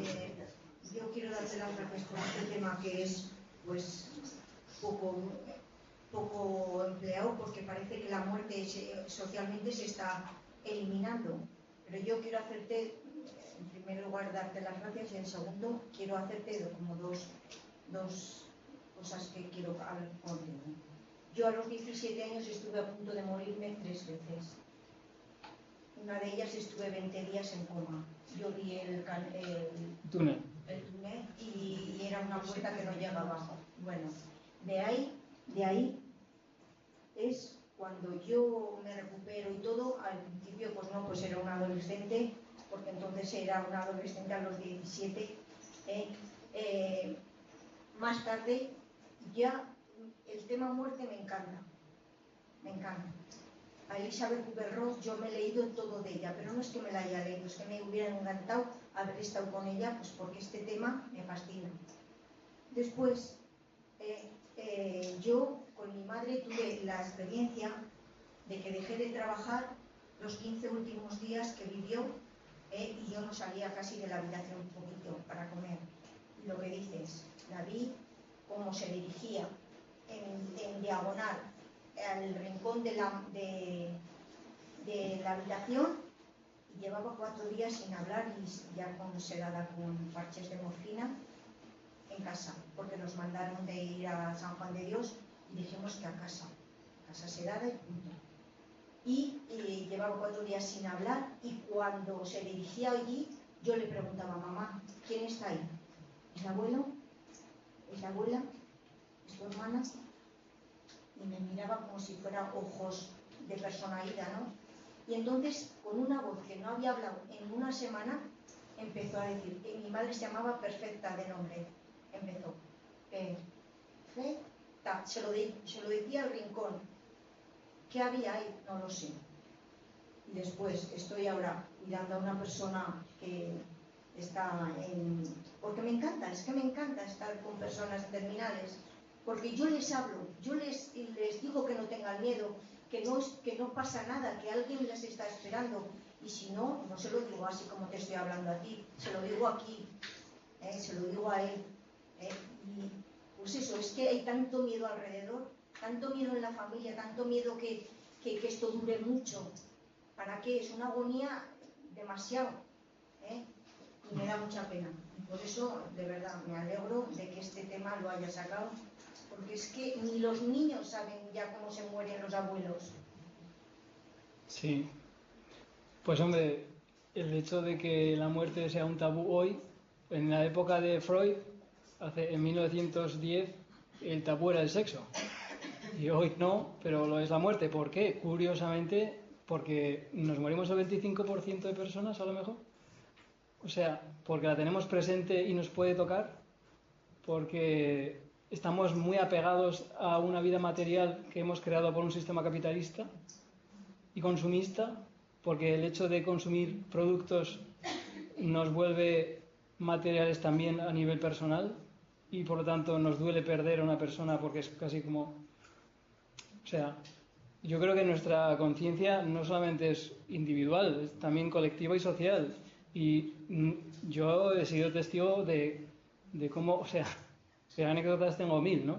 Pero, pues por ejemplo, estuve entrevistando a un paciente que murió, dio la casualidad de que yo estaba por ahí, lo trajeron desde el hospital hasta esto fue en Turkana, hasta el desierto, 8 horas en 4x4 por un desierto. Cuando llega arriba, estaba esperando a la familia con música, habían cavado una fosa en su casa, con la mala suerte de que la tierra era piedra, entonces no pudieron hacer el foso muy hondo, y encima pues quedó como un abombado, ¿no? Así después enterrado, con lo cual te está diciendo que ahí está, porque si tú ves el suelo llano, incluso pues se te olvida, ¿no? Pero no, ahí abombado, y seguían haciendo fiesta durante 5 días hasta que se gastó la gasolina para la luz, y hacían fiesta con refrescos, con comida, y todos los del pueblo, bueno, la villa, la aldea, iban a acompañar a la familia para ayudarles a que ese duelo se llevara de una forma pues más alegre, ¿no? Y bueno, pues aquí no haríamos fiesta para nada, ¿no? Y allí no es que celebren obviamente que se ha muerto el padre, que era, ¿no? No es una alegría que se muera nadie, pero tampoco es se ha acabado el mundo. De hecho, en 2 generaciones nadie se va a acordar de nosotros. Dentro de 100 años nuestro paso por la Tierra o este mundo será cero. Nadie sabrá de nosotros, a no ser que hayamos sido alguien importante y quede en los libros de historia, que no es lo habitual. Y aunque se quede en un libro de historia, emocionalmente no hay ningún vínculo, da igual. Realmente la vida es un paso, no sabemos hacia dónde, pero es un paso. Y si lo entendemos y lo aceptamos así, pues viviremos mejor, yo creo.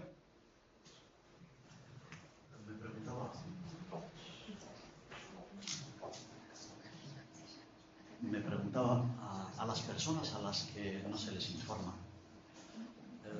si en el fondo todo ser humano sabe en realidad que se va a ir. No sé. Ah.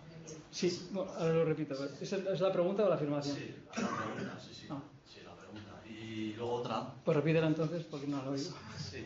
Digo que a las personas a las que no se les informa de que se van a ir, se van a morir, digo, en el fondo es que sí, esa gente sabe realmente en el fondo de que se están muriendo, ¿no? Sí. Y la otra es, tengo por alguna, gente que me ha dicho en el pasado que a las personas que... Si mueves mucho el micrófono no te oyen nada. No me pienso. A las personas que se van, en el fondo siempre lo saben. Unos días antes la gente sabe de que se marcha, ¿no? Casi la misma pregunta, la segunda con la primera, ¿no? Sí, más o menos. Pues mira, la pregunta, por si alguien no la ha entendido del todo, es que si las personas que se están muriendo saben que se están muriendo o no. ¿No? Sí, cuando no se les... Cuando no se les dice que se están muriendo, obviamente. Pues, fijaos, no sé si alguno de vosotros ha tenido alguna persona o incluso padece cáncer, ¿no? Lo primero, el médico te dice, lo sentimos, hemos encontrado un tumor maligno, no sabemos qué vamos a hacer, vamos a intentarlo, te operan, ha quedado un residuo, vamos a darte un poco de quimio, pues la quimio sí, pero sigue estando ahí, vamos a probar con la radio, no sé cuántas sesiones de radio, ya han pasado pues en total 2 años, entre unas cosas y otras, y tú no preguntas, y la familia se vuelca contigo y el médico pues no te dice nada, pero claro, nadie tampoco te dice ya te has curado, nadie ha hecho una fiesta para celebrar que te has curado. Entonces puedes empezar a imaginarte que pues a lo mejor es que no me voy a curar, ¿no? No hace falta que me diga nadie que no me voy a curar. Si paso por quimio, por radio, por operación y nadie me dice que me he curado, pues eso es como muy evidente, ¿no? Y lo que ocurre es que, claro, a nivel egoico, o sea, nuestra mente, si entendemos hablar ya en estos términos, algunas personas igual, no sé si se me entiende o no, pero la mente, que sería nuestro ego, no quiere morir. Es como cuando te humillan, no quieres ser humillado. Ese es el ego. Pues el ego no va a querer morir nunca. Es la supervivencia innata, ¿no? Que está unido con la parte biológica. Pues no va a querer morir. Y entonces una persona cuando sabe que ha pasado por quimio, por radio, por operaciones, que no se ha curado, para el ego no es fácil aceptar y de hecho la fase de negación es que sea una fase es que lo niega, pero no que no se lo crea. O sea, que la persona sí sabe que se está muriendo, pero lo niega. Y como lo niega, pues igual hace ver públicamente que yo no me voy a morir. Y que sí, que tengo a lo mejor las esperanzas depende de cómo sea el estadio. Hay 4 estadios en el cáncer y pues obviamente si estás en estadio 1, 2, pues hasta 3, pues es normal que sí que tengas esperanza y de verdad creas que te vas a curar, pero ya cuando ha pasado tantos años y la cosa no ha ido mejor, pues es casi inevitable pensar que no vas a salir de ahí. Entonces entra el proceso de la aceptación, que es muy dura y que es más dura para familiares que para pacientes, curiosamente. Porque nosotros no nos estamos muriendo, digamos, porque dije antes de la homeostasis, la adaptación del ser humano a la realidad, que al final la vida, o quien sea que nos haya creado, nos ha dado esa inteligencia de adaptarnos a lo que hay, ¿no? Y al final nos superponemos a casi todas las circunstancias que nos acontecen. Cuando nos estamos muriendo surgen unos recursos internos que nos ayudan a irnos. Pero las personas que se quedan no tienen esos recursos. Por eso les cuesta mucho más despedirse y dejarnos marchar. Aunque nosotros ya hemos hecho nuestro duelo y ya nos hemos desapegado de la vida, de nosotros mismos, de nuestro ego, y queda esa rendición que es paz. O sea, es una aceptación, pero la mayor parte de las personas se mueren con paz. Pero sí lo saben. Sí lo saben, aunque lo nieguen. Y si lo niegan, pues hay que dejarles que lo nieguen. No hay que decirle, lo estás negando, pero en el fondo lo sabes. No. Lo está negando y tiene que hacer su proceso. Pues la acompañamos en la negación, la acompañamos en la negociación. ¿Que quiere probar otro tratamiento aunque sabemos que no le va a hacer nada? Sí, hombre, sí, prueba, con esto se te va a curar y a lo mejor de verdad tú también te lo crees.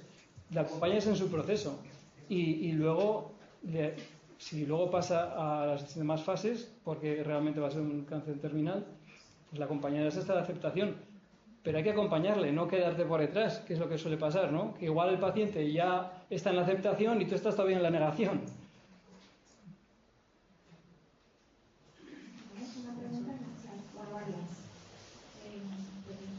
¿Pudiste comprobar diferencia de esperanza entre los creyentes y los no creyentes? ¿Que si hay diferencias de la necesidad de esperanza entre creyentes y no creyentes? Pues hombre, eso habría que hacer un análisis de comparación, que no lo he hecho, pero que sería interesante de hacerse. No lo sé. Pero yo no lo sé a nivel empírico, pero lo que sí que he comprobado es que la persona, bueno, la buena noticia es que la persona que no es creyente también se muere en paz. No es esto de yo soy creyente, me muero bien porque creo que voy a seguir viviendo en otra dimensión y el que no es creyente va a ir al infierno. No es eso, o va a desaparecer. Se mueren todos en paz porque nadie sabemos qué hay detrás. Las experiencias cercanas a la muerte son un atisbo, pero todavía no es nada con esto firme. Entonces, pues bueno, yo creo que lo importante es que la esperanza de seguir vivo o de estar en paz la tienen. De seguir vivo la tendrán los creyentes, la de estar en paz la tienen todos. De todos los enfermos terminales que conocían su situación, ¿alguno dijo que hubiera preferido no saber que moría inminentemente? Porque debe ser una angustia muy grande. ¿O? ¿Inminentemente o?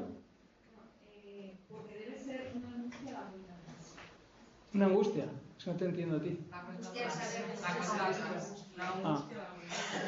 Sí, hay muchos pacientes que no, o sea, en general, como dije antes con esta explicación del ego y tal, nadie quiere que le certifiquen que estás muriendo. O sea, es una cosa que se da internamente, que uno ya la sabe cuando le llega el momento, que se va preparando como puede, que va soltando comentarios. Por eso es muy importante conocer estas necesidades para cuando nos toque acompañar, saber que si habla de que, oye, ¿y las llaves de la casa del pueblo dónde están? No, eso está expresando una necesidad de ordenar los asuntos inconclusos. No puedes decir, no te preocupes ahora por la casa del pueblo, cuando te recuperes ya iremos a la casa del pueblo. No, eso es que esa persona está haciendo su proceso de aceptación de su propia muerte, y ese comentario de la llave del pueblo expresa una necesidad. Entonces, aunque todos dicen, no es que digan, a mí no me digas si me voy a morir o no, simplemente no dicen nada. Y la familia, por protección, no lo dice tampoco, y el médico, por este protocolo que a veces se le dice a pacientes en función de lo que el paciente es capaz de soportar. Se llama la verdad soportable. Si el paciente pregunta al médico, pues entonces sí se le dice, obviamente. O si pregunta a los familiares, lo bueno es que los familiares le dijeran, no que le digas sí o no, sino trabajar un poquito con él. Y si te dice el paciente, por ejemplo, un paciente aquí en Tudela me decía, ¿tú crees que estaba preocupado por un huerto que tenía? ¿Crees que voy a volver a trabajar en el huerto? Y yo, ¿qué le voy a decir? Primero, que no soy nadie con competencia para decir eso, del pronóstico. Pero suponiendo que lo tuviera, ¿qué le voy a decirle? Mira, no, ya olvídate del huerto. No, pues no. Se le dice, ¿por qué te preocupa eso? ¿Qué se te pasa por la cabeza? ¿Qué estás pensando? Y es una forma de trabajar, pues de forma más cariñosa con el paciente, esa pregunta que se está empezando a atrever a decir. Los pacientes no suelen preguntar, a ver, ¿me voy a morir o no? Solamente el que es muy fuerte y sí lo quiere preguntar así directamente, pero en general es como más sutil y va poco a poco. No me enrollo con... No, es que yo pienso que es muy importante que se lo pide, ayudarles. Sí, claro. Espera que van a... ¿Hay alguna más del chat? Para que colaboren los del chat también, si no. Sí, ¿te has encontrado con alguna persona que no haya querido hablar del tema? Y otra pregunta, ¿se ven una especie de integrar a los enfermos terminales en el sistema público dentro de nuestro país? ¿Cuál era la pregunta primera? Si te has encontrado con alguna persona que no haya querido hablar del tema contigo. Ah, conmigo, personalmente, ¿no? Pues mira, ¿no? O sea, bueno, sí que me he encontrado alguna, pero creo que les puedo contar con una mano. Porque realmente yo no entro... yo como entro a un paciente, primero tengo el permiso del hospital, ¿no? Y entro con mi bata blanca, entonces soy un profesional sanitario de donde están. Algunos pacientes los he visto en sus casas o en el desierto, donde los veis, pero digamos que soy un profesional de la salud. Entonces voy y voy diciéndoles que vengo a preguntarte para ver cómo te sientes. Y empiezo a hacerle preguntas. Ellos no saben lo que yo estoy evaluando. Incluso yo llevaba un papel en la mano, porque para que no se me pase alguna pregunta. Pero mi introducción es, quiero saber cómo te sientes. Y casi ninguno me negaba la entrevista, y luego cuando yo les preguntaba si te ha hecho sentir esto mal o no, pues ya les he dicho antes que casi todos agradecían la entrevista y que incluso se sentirían más aliviados, ¿no? Y la segunda pregunta, pues yo creo que en España sí que se está dando una atención integral, pero sobre todo en las pequeñas unidades de paliativos y sobre todo en las que son pues más privadas, ¿no? Porque suelen ser de alguna orden religiosa y tienen aspecto espiritual, que es el que falta en las otras. También en las unidades privadas o pequeñas pues hay un trato más personal. Por eso la necesidad de ser reconocido como persona, la de amor, todo es como más familiar, ¿no? Entre el personal, ahí es un profesional de la salud hasta la que limpia el cuarto, porque haces amistad con ella, porque se preocupa por ti, se dan momentos muy importantes y muy verdaderos con la gente que está contigo en ese momento, ya pueda ser el médico o el que limpia, la que limpia o quien sea. Y la atención integral, pues bueno, creo que ya he dicho antes que todos están más o menos formados en esto de las necesidades y en la dimensión espiritual, pero pues no conozco todas las unidades de España, pero seguro que en todas no se trabaja de forma integral absolutamente, pero creo que la mayoría sí. Lo que yo he visto, al menos en mi experiencia, en 4 o 5 hospitales, sí, aquí en España. ¿Hay más preguntas de chat? Román, ¿crees que hay diferencias a la hora de aceptar este proceso de la muerte en relación a la edad? Por ejemplo, no es lo mismo, me imagino, una persona a la que le diagnostican un cáncer con 80 años a que te diagnostiquen un cáncer con 30, imagino. ¿Qué diferencias has encontrado, si es que las hay? Pues en países desarrollados, dígase España y también México, los pacientes eran más bien mayores, ¿no? En España, pues en este estudio, por ejemplo, la media era de 73 y en mi caso, pues menos 65 años así de media. En otros países la gente es más joven, también por igual la calidad de vida, etcétera. Pero sí que veo, esto es una conclusión subjetiva personal. Veo que hay diferencias, obviamente en la edad, porque si te toca un cáncer cuando eres joven, la negación es absoluta, ¿no? Y si tienes 80 años, pues es que igual que te acercas en el proceso de enfermedad, si han pasado 3 años con cáncer y no te curas, te vas aceptando que igual ya no me voy a curar. Cuando tienes 80 años ya vas aceptando que se te acaba la vida. Y eso te ayuda a que cuando te llegue la muerte con 70, con 80, es como, bueno, me tenía que tocar. Y más o menos a las personas que he entrevistado con estas edades me decían eso, que bueno, o sea, lo llevan mejor, sí. Esa fase de negación o no está, no existe, o dura muy poco tiempo. Y no hay ira, no hay negociación, es como, bueno, tengo 70, 80, me tenía que tocar, porque querría haber vivido 10 años más, pero bueno. Y una persona que es joven, no 30, pero con 50, que también es joven, pues hay una fase de negación importante. Y de negociación, y de ira, y de depresión, son muy intensas. Y otra diferencia que he visto también es cultural, que aquí nos cuesta más morirnos que en otras culturas. ¿Por qué? Porque la muerte aquí, a pesar de ser el 25% de toda la tasa de mortalidad, pues eso, nuestra cultura es somos muy apegados a las cosas. En México se rompe algo y la gente se ríe.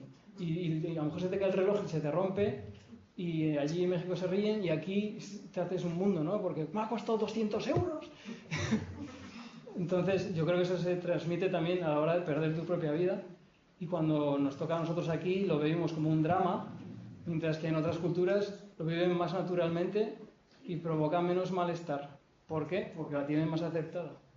Eso es un trabajo que aquí, en esta cultura nuestra, podemos hacer a nivel individual, aunque nuestra sociedad no sea una sociedad desapegada como son en esos países. Dos preguntas más de internet. ¿Has encontrado algún paciente que te dijese realmente que le ayudes a morir? ¿Y cuál es tu opinión sobre el tema? Y otra pregunta... Espera, repíteme la primera más despacio. ¿Te has encontrado algún paciente que te dijese realmente que le ayudas a morir? ¿Y cuál es tu opinión sobre el tema de ayudar a morir al paciente?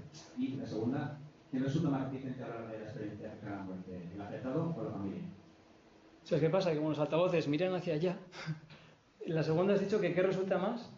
¿Qué resulta más reticente a hablar de la experiencia cercana a la muerte? ¿El afectado o la familia? Vale. La primera era... ¿Cuál era la primera? Ayudarse a morir a un paciente. Ah, sí. Hombre, que le ayuda a morir.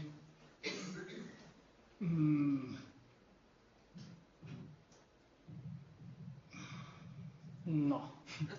Nadie te pide que le ayudes a morir porque nadie quiere morir. Pero sí que después de una entrevista, viendo que hay necesidades de reconciliación, por ejemplo, pues también se hace terapia a la vez que estás investigando, ¿no? Y cuando yo veía que tenía ese malestar... Bueno, voy a contar una anécdota que es muy graciosa. Yo estaba entrevistando a un enfermo, pues con mi bata blanca y tal, y pues me empieza a contar, a desahogarse y a decirme las cosas que había hecho mal en su vida. Y bueno, se estaba sintiendo aliviado y me dice, bueno, ¿y tú qué crees? Y digo, pero... No, ¿cómo me dijo? Bueno, se pensaba que yo era el cura. Y yo le dije, pero que... No, perdona, que yo no soy el cura, que soy el psicólogo. Y se me giró así. Y digo, pues ya te lo he dicho al principio. Y dice, bueno, igualmente, vamos a rezar un Padre Nuestro. y tuve que improvisar y eso, bueno, y le ayudó. Y luego le dije, bueno, y de todas formas llamo al sacerdote, ¿no? Sí, ya llamaré. Y yo, pues me he encontrado pacientes que cuando veo que tienen la dificultad de reconciliación, les pregunto, ¿quieres que... ¿No crees, te gustaría hablar con tu hermana? Con la que, por ejemplo, no se habla. Dice, sí. ¿Y dónde está tu hermana? Pues ya perdí el teléfono. Pero si tuvieses el teléfono, ¿le llamarías? Pues sí. ¿Quieres que yo busque el teléfono? Pues no sé cómo lo vas a encontrar. Digo, hombre, pues si tú me ayudas, a lo mejor lo encontramos. ¿Quién crees que puede tener el teléfono? Pues igual mi hijo. Pues le preguntamos, ¿viene tu hijo? O sea, de esa forma sí que le ayudas, no a morir, pero sí a morir en paz. Pero porque tú también tienes que ser sensible a estas necesidades y a cómo muere una persona en paz para ayudarle, ¿no? Pero a este tipo de eutanasia, no sé si iba por ahí la pregunta. Si iba por ahí, pues no. No, nunca me he encontrado a nadie que me haya dicho... Bueno, una persona. Ahora me he acordado, una persona. Esta persona tuvo un accidente en México de coche y se quedó tetrapléjico como Superman. Y pues él lo que me decía era que no quería vivir. Que para qué vivir así, que esto es una mierda y que yo así no quiero vivir y que yo me quiero morir. No me decía ayúdame a morir, pero sí yo me quiero morir, yo así no quiero vivir. Y era un chico joven, tendría pues 35 años o 58 y murió, afortunadamente, murió poco después, pues 4 meses o así después. Pero ha sido el único caso que yo recuerde ahora de una persona, a ver, que quiera morir por así, ¿no? Por el sufrimiento tan grande que está teniendo. Y el resto de personas que han querido morir ha sido pues por no suponer una carga para la familia, porque cuesta dinero. En muchos sitios cuesta dinero De hecho, es curioso como en India, en Varanasi, que es una ciudad santa donde la gente va a morir allí, por la tradición hinduista, hay casas donde estás esperando a que te toque morir. Y hay un libro que se llama The Good Death, La Buena Muerte o algo así, que dice que si no mueres en el periodo de 3-6 meses o así, que te echan y te dan paso a otro, y la familia está esperando, va contigo a la familia a acompañarte y está esperando a que te mueras, porque claro, morir en Varanasi, en Benares, y te queman en las orillas del Ganges y luego echan tus cenizas al Ganges, al río, eso es que directamente se corta tu ciclo de reencarnaciones y ya vas al nirvana o a unirte con Dios. Entonces es todo es una celebración morir allí, ¿no? Pero bueno, eutanasias de ese tipo así no encuentro. Y la pregunta ya se me olvidó, la segunda era... ¿Incluso no más reticente a hablar de la experiencia cercana a muerte, en afectado o en familia? ¿Experiencias cercanas a la muerte te refieres a la natural o a estas a las paranormales o a la normal? Supongo que las dos. A las paranormales,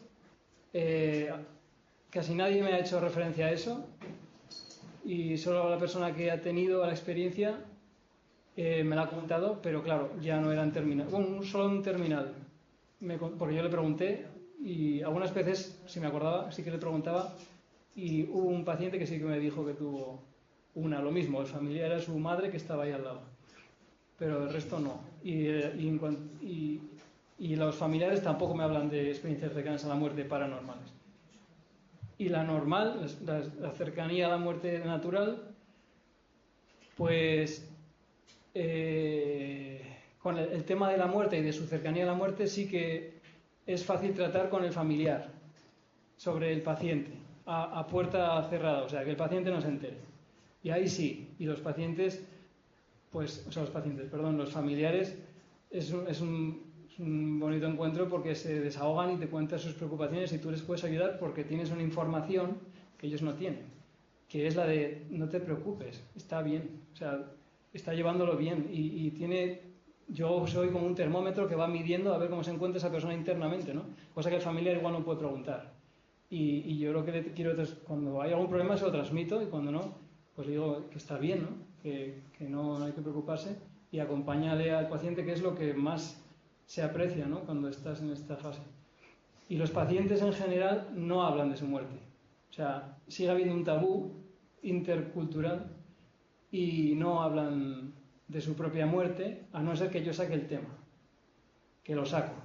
Pero no les ofende sacar el tema, de hecho les ayuda porque pueden verbalizar algo que le da vueltas a la cabeza, pero no es que se deleiten ahí hablando de la muerte o de la cercanía a la muerte. De hecho, es que es curioso, no les preocupa el morir. Lo que lo que nos preocupa, porque esto es una muestra representativa, lo que nos preocupa a nosotros al llegar a nuestro último día de la vida es el dolor físico.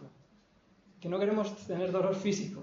Y gracias a Dios tenemos la morfina, que está muy bien y que nos evita ese dolor. Pero lo que es la muerte, como es algo que nos toca a todos, es que, bueno, me ha tocado. Y cuando has pasado el duelo, pues ya lo tienes aceptado y lo que no aceptas es el dolor físico porque eso es inaceptable. Pero el hecho de morirte no es un problema, por lo tanto el paciente no necesita mucho hablar de él, porque le produce dolor y porque está aceptado. Me preocupan otras cosas más, que es cómo se quedan las cosas aquí, mis hijos, mi familia, sobre todo las personas queridas, ¿no? Eso sí preocupa, pero la muerte no. ¿Alguna pregunta más?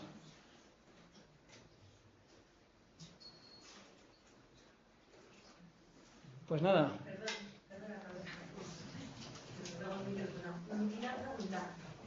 Cuando te toca un familiar muy próximo que está en un trance de estos, ¿qué aconsejarías? ¿Qué actitud se debe tomar?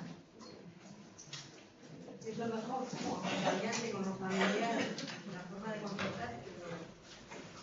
Pues el acompañarle a su ritmo. O sea, creo que el error que cometemos cuando muere alguien cercano a nosotros es que nosotros negamos la muerte de él. Y lo que tenemos que hacer es aceptar nosotros mismos primero en nosotros mismos, que la vida trae consigo la muerte, que el hecho de morir supone un renacimiento después, en la forma que sea, me refiero, bueno, como sea, y que si nosotros la tenemos integrada podremos ayudarle a pasar este tramo a nuestra persona allegada, y que hay que acompañarla en todo, sobre todo cuando está deprimida, enfadada, cuando necesita hablar de algo que nos duele, ahí estamos también. Incluso es bueno ponerle un poquito en el borde del trampolín, porque igual a él le cuesta tanto hablar de temas que sabemos que quiere hablar, o que le preocupan, o que están ahí porque sabemos que están pendientes, y él no lo saca, y la enfermedad va avanzando y no lo saca, pues no vas a sacar el tema de bruces, ¡pum! Oye, ¿qué pasa con esto? Pero te aproximas al borde del trampolín, ¿no? Le sacas... Lo pones a tiro, exactamente, eso, lo pones a tiro. Eso es, le pones la situación para que él saque el tema. Si quiere, y si de verdad no lo quiere sacar, pues hay que respetarlo, claro.